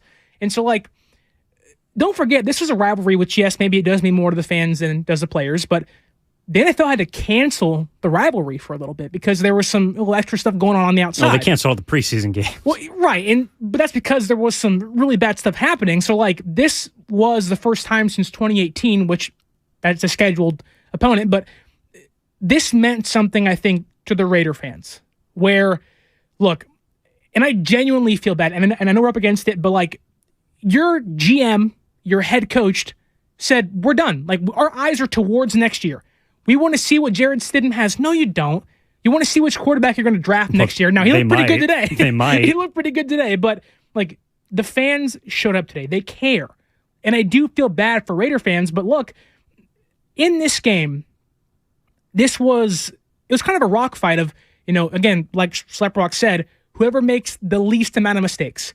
And I think when I look at Brock Purdy, threw one pick, but it wasn't at a pivotal point. None of his interceptions have been at pivotal points in the game where you need a touchdown or a first down. They've been Juwan Jennings tip ball or Xavier Howard pick on 4th and 1 when you're up by 10 against Miami. Like, he's never thrown a pick where it's a game killer or a drive killer. It's like, okay, we have a whole quarter to go, and I do think that might be something to glean from.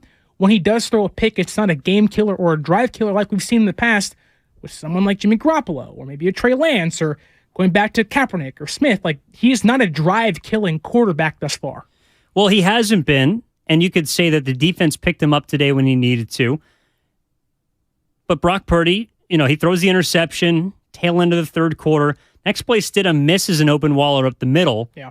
Play after, gets bad at the line of scrimmage, gets intercepted. Niners get the ball back. Drake Jackson. And then they go down and get the field goal to tie the game at 24. So that's a game that is in the balance. Yeah. Like, that's a game where the Raiders have a 3-point lead and have a chance to add, potentially make it another double-digit game going into the fourth. They can't capitalize. The 49ers can. That's why they won the game, 37-34 in overtime. All right, coming up next with may or may not be our last segment. We're gonna let you know on the other side, but next hour we're going to talk playoff picture. All right, the number 1 seed is in the sights of the 49ers. How important is it? We've talked on this station throughout the past couple of weeks how important the 2 seed was to San Francisco. Well, right now they have it. Okay, the Minnesota Vikings got shellacked today by the Packers. The Niners find a way to beat the Raiders in overtime. They are the 2 seed. They have won 9 in a row. Can they get the 1 seed? Do they need to get the 1 seed? How will that affect your confidence moving forward? It's Sterling Bennett. It's Evan Giddings. It's overtime. It's 95.7 The Game. We're back after this. Boy, am I glad to be done with my holiday shopping. Oh, I know. And now I just want to relax. Me too. Well, except there's one more store we should check out. No way. Because this week, we can get a Samsung, LG, or Sony TV at an incredible price. Really? Where? At Video Only's year-end clearance sale. They're really cutting deals. Because the holidays are over? Yep. So this is our chance to get what we wanted for Christmas. Are the prices really that good? Yes. For 7 days they are. And Video Only has those top-rated models we were thinking about all on sale. All right. The best stuff cheap is worth a trip. At Video Only, you won't find huge stores with refrigerators or microwaves, but you will find the best deals on top-rated TVs, soundbars, and monitors. Shop around. Just make sure you visit Video Only, because if you don't, you'll be sorry. In Mountain View, San Mateo, Union City, Dublin, and San Rafael. Video Only. Join us at Odyssey as we all do our one thing. Together, millions of things for our planet. Make the switch to green soaps and personal products and green cleaning products for the sink and shower. When we each share our one thing, it becomes a million things for our planet. What's your one thing? At Staples, you can count on every project being print perfect, guaranteed. I need presentations and brochures printed, and they have to be perfect. Your bounded presentations, brochures with the finest folds, and more will be done right every time. That's our Print Big promise. Now at Staples, get $10 off your document printing and marketing materials order of $50 or more, plus 20% back via store bonus. Try Staples and see the difference. Ends 2/11. Rewards members only. Bonus must be redeemed in store. See staples.com/stores/printbig for details. My milkshake brings all the boys to the yard, and they're like, it's better than yours. Spilled your milkshake? Quick, the quicker picker-upper. Bounty picks up spills quicker. And each sheet is 2 times more absorbent, so you can use less than the leading Ordinary brand. So you can get back to your milkshake. My milkshake brings all the boys to the yard, and they're like, it's better than yours. Bounty, the quicker picker-upper. People who come to Cricket stay with Cricket. Like Jalecia. I'm Jalecia, and I live in Buffalo, New York. I'm a single mom, so having a 5G network is really important because I can rely on my phone to make myself reachable. I don't have to worry about the speed or my data running out. Plus, my daughter and I love snuggling up and watching movies on HBO Max. Get a free Motorola G 5G when you switch to Cricket. Smile, you're on Cricket. Real customer paid for testimonial. Must bring your number to Cricket on a $60 a month. First month service charge and tax to its sale. Phone screens, video, and SD. Cricket 5G is not available everywhere. Fees, terms, and other restrictions apply. See cricketwireless.com for details. At Harris Ranch, we do beef, just like we've done for over 50 years. Beef that's raised locally right here in California. Tender steaks, awesome burgers, and California classics like tri-tip roast. The flavor you crave, the quality you trust time after delicious time. Come on, it's time to get out and grill. Harris Ranch, we do beef. Legendary beef, legendary quality. Get up to $26,000 of ERC money for every employee you had in 2020 and 21 that qualifies. You qualify if you satisfy either one of these 2 tests. The easy way, your gross revenue drops a certain amount. The complex way, a full or partial closure of your business, a facts and circumstances test. You could only use the inside of your business up to 25% of capacity. Even an essential business like a food store had a 75% partial closure. Or supply chain disruptions, or limits on the number of people you could have in an area, or many other possible factors. Beware of companies that only consider the easy way and avoid the complex way. And also companies that fraudulently say everybody qualifies, especially companies that only just recently came into existence and then can disappear. We've been practicing tax law for over 30 years. Call Moskowitz LLP at 888-TAX-DEAL. That's 888-TAXDEAL. 888-TAX-DEAL or MoskowitzLLP.com. MoskowItzLLP.com. So I switched to Boost Mobile and got this free Samsung Galaxy A23 5G phone. Why do you think they call it the Galaxy? Maybe because the Samsung Galaxy A23 has a huge screen, and galaxies are huge gravitationally bound systems of stars rotating around a supermassive black hole. And the phone is free? When you switch to Boost Mobile. Cool. You lost me at gravitationally bound. Switch to Boost and get a free Samsung Galaxy A23 5G phone. Boost Mobile. Unleash your power. Limited time offer while supplies last. New customers only. Excludes tax. 1 device offer per line. Only available on certain networks. 5G not available everywhere. Additional restrictions apply. See your local Boost Mobile store for details. The Venture X card from Capital One gives you premium travel benefits, perfect for seeing Taylor Swift The Eras Tour. Presented by Capital One. Ooh, I do love her. Earn 5 times miles on flights and 10 times miles on hotels through Capital One Travel. Enjoy your stay in Suite 13. Whoa, 13? That's Taylor's lucky number.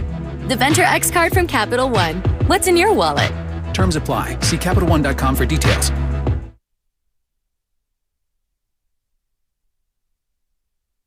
And you've got the NFL's leading rusher going against the NFL's best rush defense. Who wins this battle on 4th and inches? Jacobs, the carry. Jacobs doesn't get there. The rush defense gets the win against the top rusher in the NFL. Now back to 95.7 The Game. 49ers shutting Josh Jacobs down there. As a defense, getting run on a little bit today. First time, look, got to give them credit. First time they've allowed over 80 yards from an opponent since Kansas City. They have won 9 in a row despite giving up 500 yards on offense to the Las Vegas Raiders. They're now in the 2 seed in the NFC.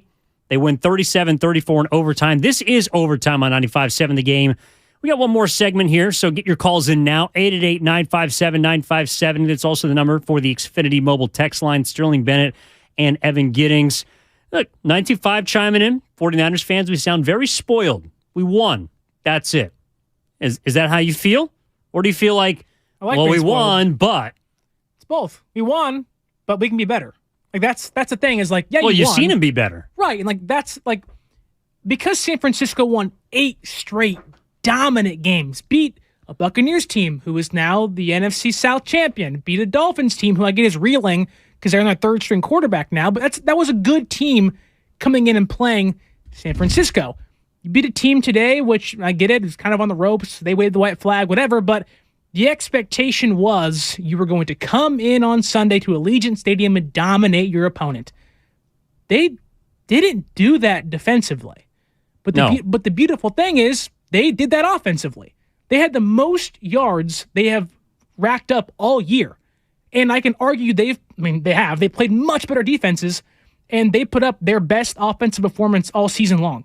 And guess what? They had to. If they do not score 37 points, they do not win this game. And so I do think you leave this game saying, I don't know, the defense might not be as good as you think it is, but the offense might be better than what you thought it was. And I think that right there gives me so much confidence playing or wherever you want to seat this team in the NFC, whether it's 3 or the 2 or the 1. Right now, I don't think it really matters who they play. Right now, I am saying this team is likely going to win in the first round of the playoffs, and we'll go from there.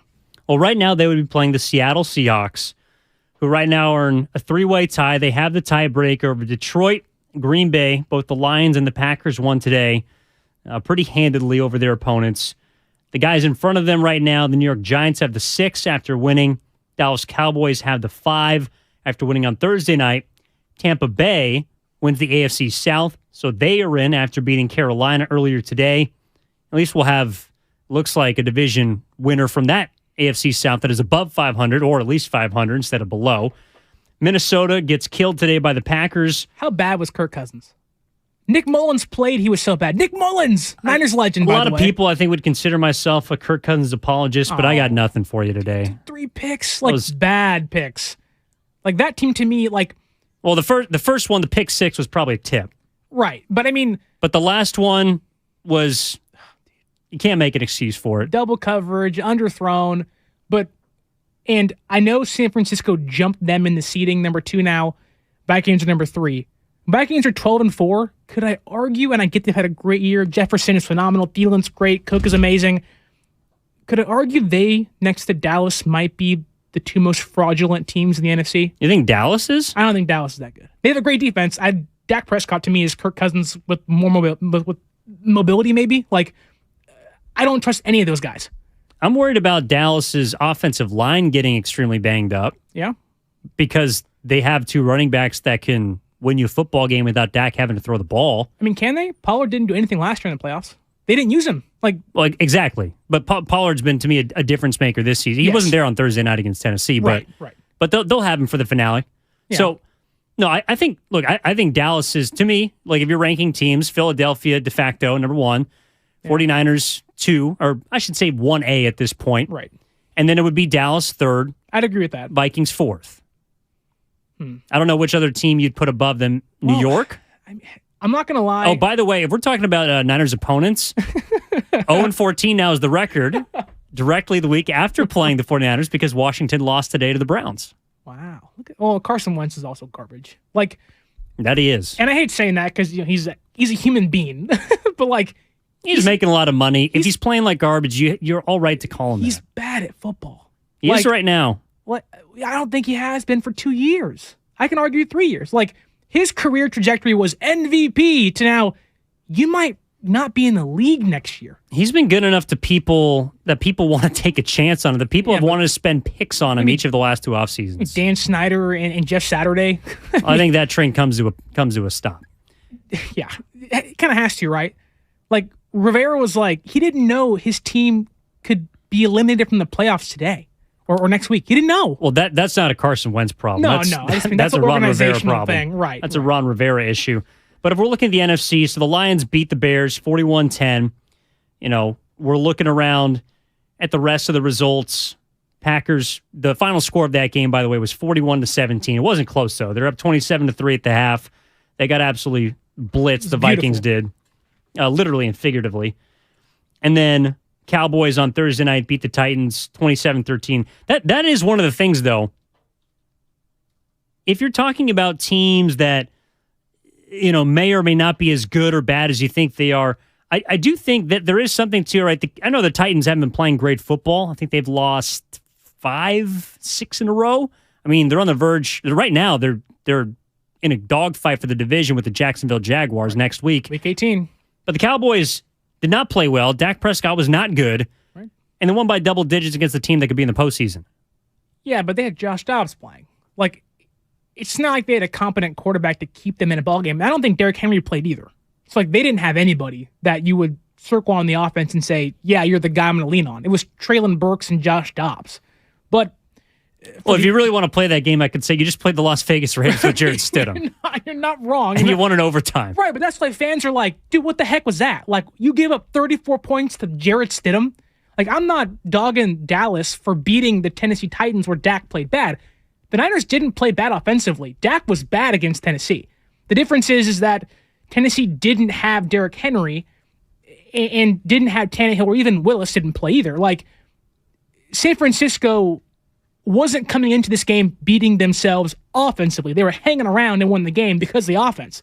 Dallas was hanging on because of the defense, and that, I think, is what makes me look at Dallas and say, I don't know if I consider you a threat, at least when it comes to being a top 2 team in the NFC. Like, every year it's Dallas Cowboys are going to the playoffs and out in the first round.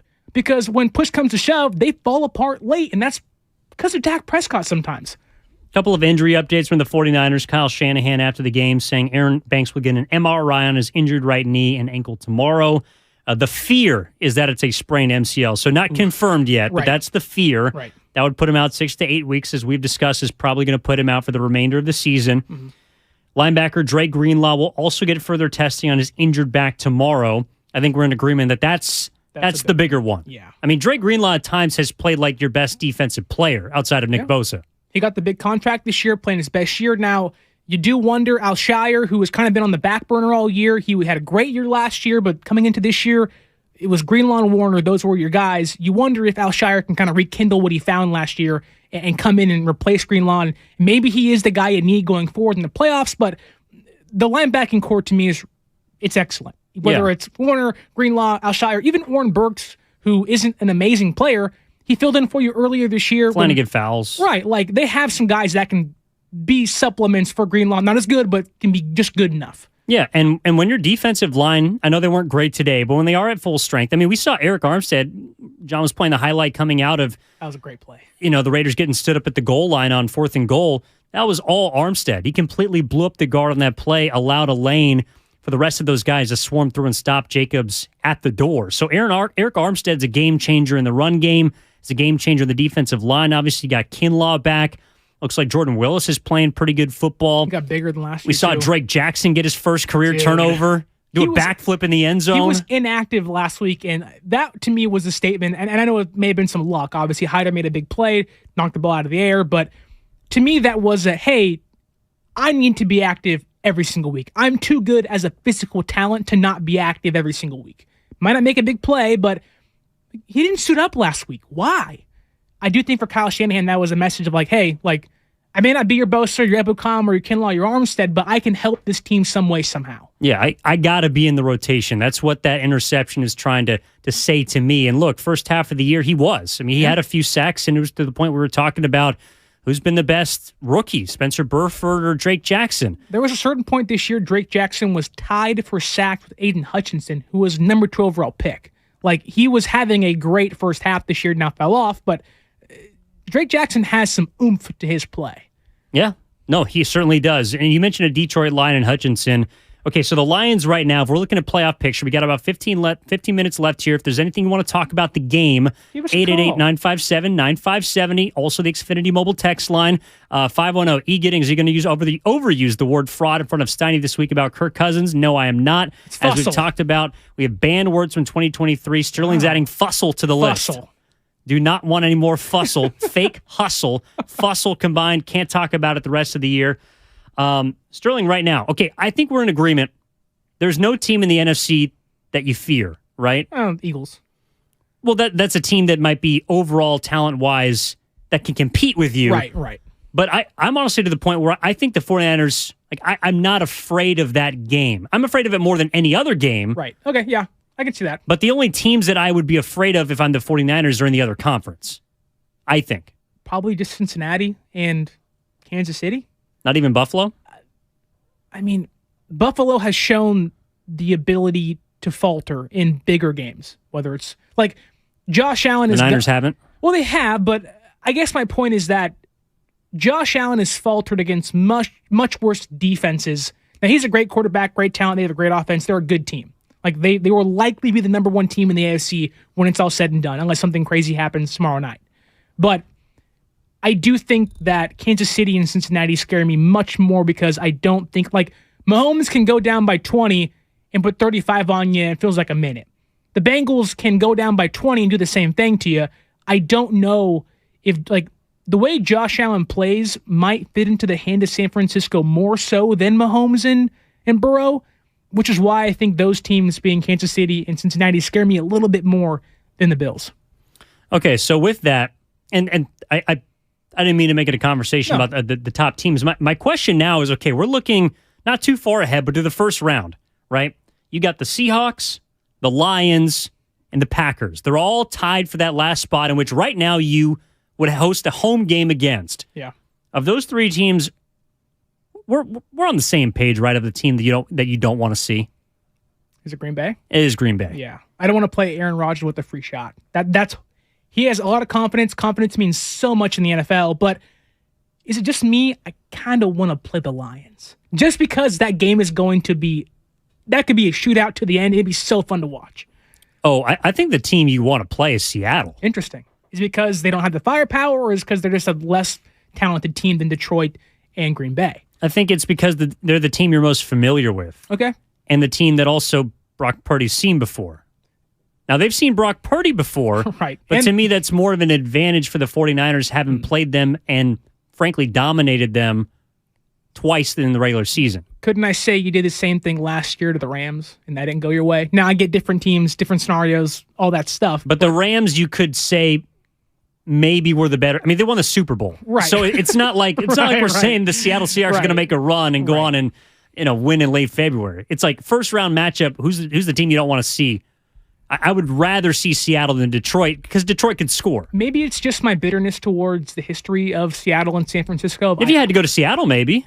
I just don't want to see Pete Carroll's gum smacking lips and Geno Smith. Like, maybe it's just Pete Carroll. Like, I just don't want to see that team at Levi's again. Like, I want to get rid of you. Like, I didn't want to see Los Angeles again, and we did. We know what happens. But, like, I would rather play a Detroit team that I know might be an amazing offense, but they have the worst defense in the NFL, like, bar none. Like, worse than the Raiders do, and they put up 475 yards today.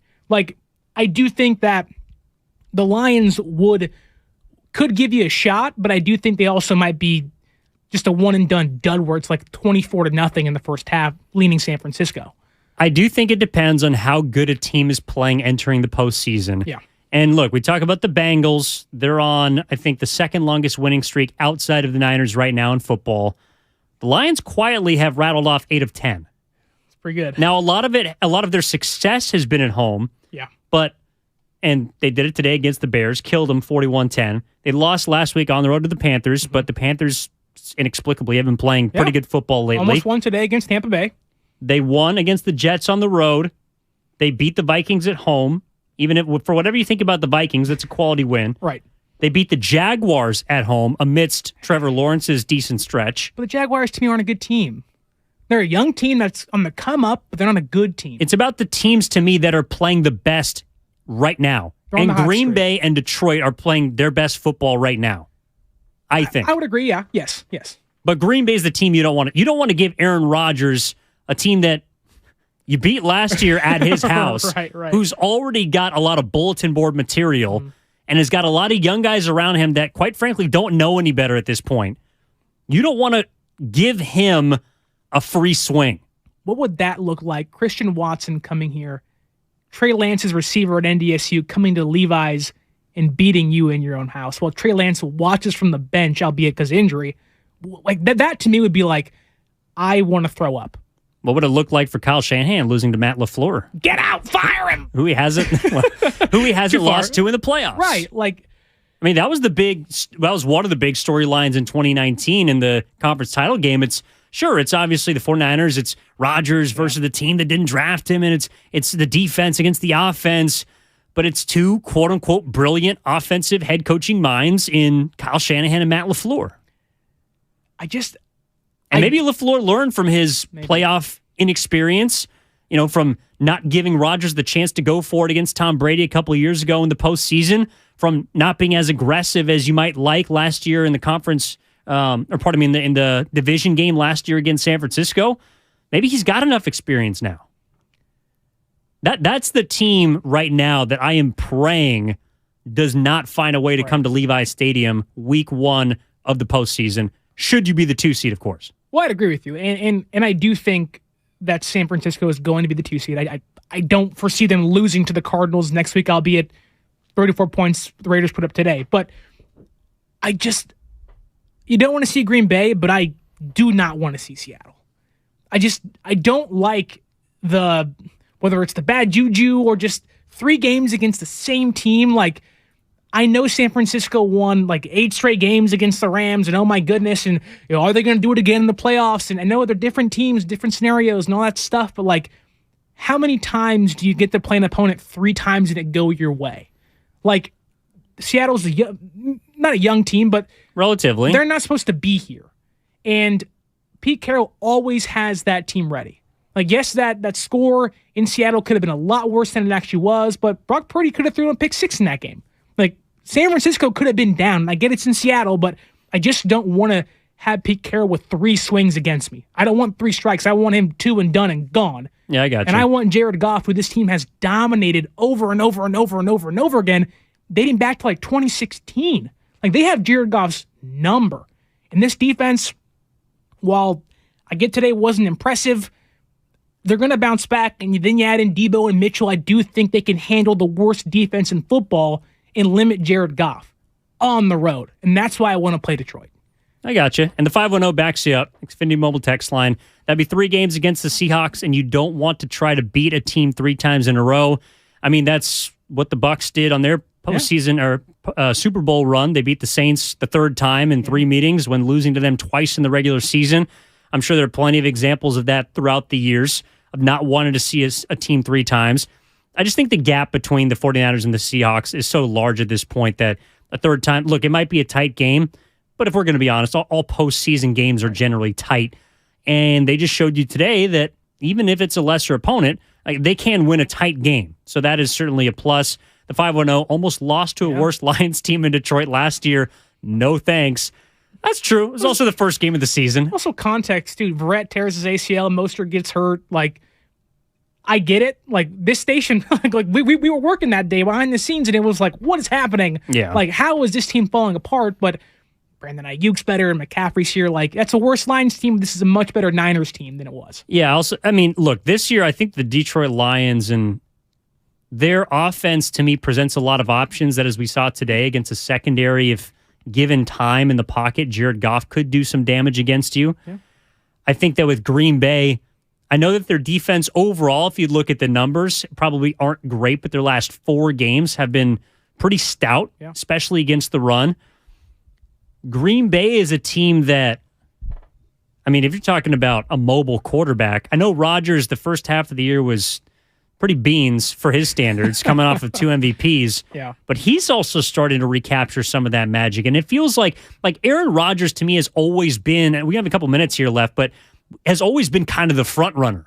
He's always been great in the regular season and then had those expectations that he's fallen short of outside of 1 year. But that 1 year, he's the wild card team. Right. The Packers and Aaron Rodgers to me would fit better and be able to play more freely if they were somehow able to sneak in as the 8 seed if they win next week. He almost has nothing to lose. And I think Aaron Rodgers with nothing to lose is dangerous. We know he's great, multiple-time MVP, back-to-back MVP. He is, bar none, one of the greatest quarterbacks of all time. He was Mahomes before Mahomes. We know this. We've seen him plenty of times. But you tell him, Aaron, you may not be here next year. Could be Jordan Love. We don't know. He could be saying, I want to prove and go out. And if this is my last year in Green Bay, which we don't know if it is, I can beat San Francisco on my way out the door and do what I haven't been able to do since Colin Kaepernick was here in 2011, 2012. That, to me, is what I had nightmares of. When I wake up in a sweat and a stupor, I'm like, oh my God, Aaron Rodgers. Oh no. Like, that's what I don't want to see come playoff time. Well, we kind of buried the lead here, but the reason I think I'm talking Green Bay, Detroit is because they're playing each other next week. Right. Green Bay is going to host Detroit. Right. So the winner of that game is going to have a chance to make the playoffs. Of course, if Seattle wins, none of that matters. They host the Rams, who you would ideally think they should take care of. Who knows? Maybe it's big game Baker. Maybe it's bust Baker. Who knows? Maybe it'll be bye week Baker like he was this week against the Chargers. He was terrible. Either way, we're out of time. Sterling, my man, thank you so much for hanging around, and hope we get to do it again soon. Always good stuff. Week 18, baby. Week 18, next week against the Arizona Cardinals. That's what we'll be talking about this week. It's a bit of a mix-up tomorrow. 3 shows, 4 hours. It'll be 6 to 10, 10 to 2, 2 to 6. Do not miss out on any coverage here on 95.7 The Game. I'm sure we're going to be breaking the game down 17 different ways. Got a Warriors game tomorrow, too. We got a Warriors game as well. Atlanta Hawks coming to town. Warriors won 4 in a row. They're riding high. So a lot to talk about. No Wiggins, no Kuminga, no Wiseman, no JaMychal Green. Oh, going to be tough. It's called the Phase, people. Tune in at 6 a.m. tomorrow to hear all your coverage live on 95.7 The Game. That'll do it for us tonight. Overtime. Sterling Bennett, Evan Giddings in for Kyle Madsen and Alan Stiles. Big thank you to John behind the glass working solo tonight. It's not easy to do. We appreciate all of those of you tuning in the last 2.5 hours here on 95.7 The Game after the Niners defeat the Raiders in overtime 37-34. We now send you back to your regularly scheduled Fox programming. We appreciate you tuning into overtime here on 95.7 The Game. I want winners. You're listening to 95.7 The Game, KGMC FM and HD1 San Francisco. Always live on the free Odyssey app. I bet you folks are glad to be done with your shopping. Hopefully, all your gifts went well. But there's one last store to visit, this time just for yourself. Your chance to get one of the top-rated Samsung, LG, or Sony TVs at a crazy low price. Where? At Video Only's year-end clearance sale. A great way to end the year.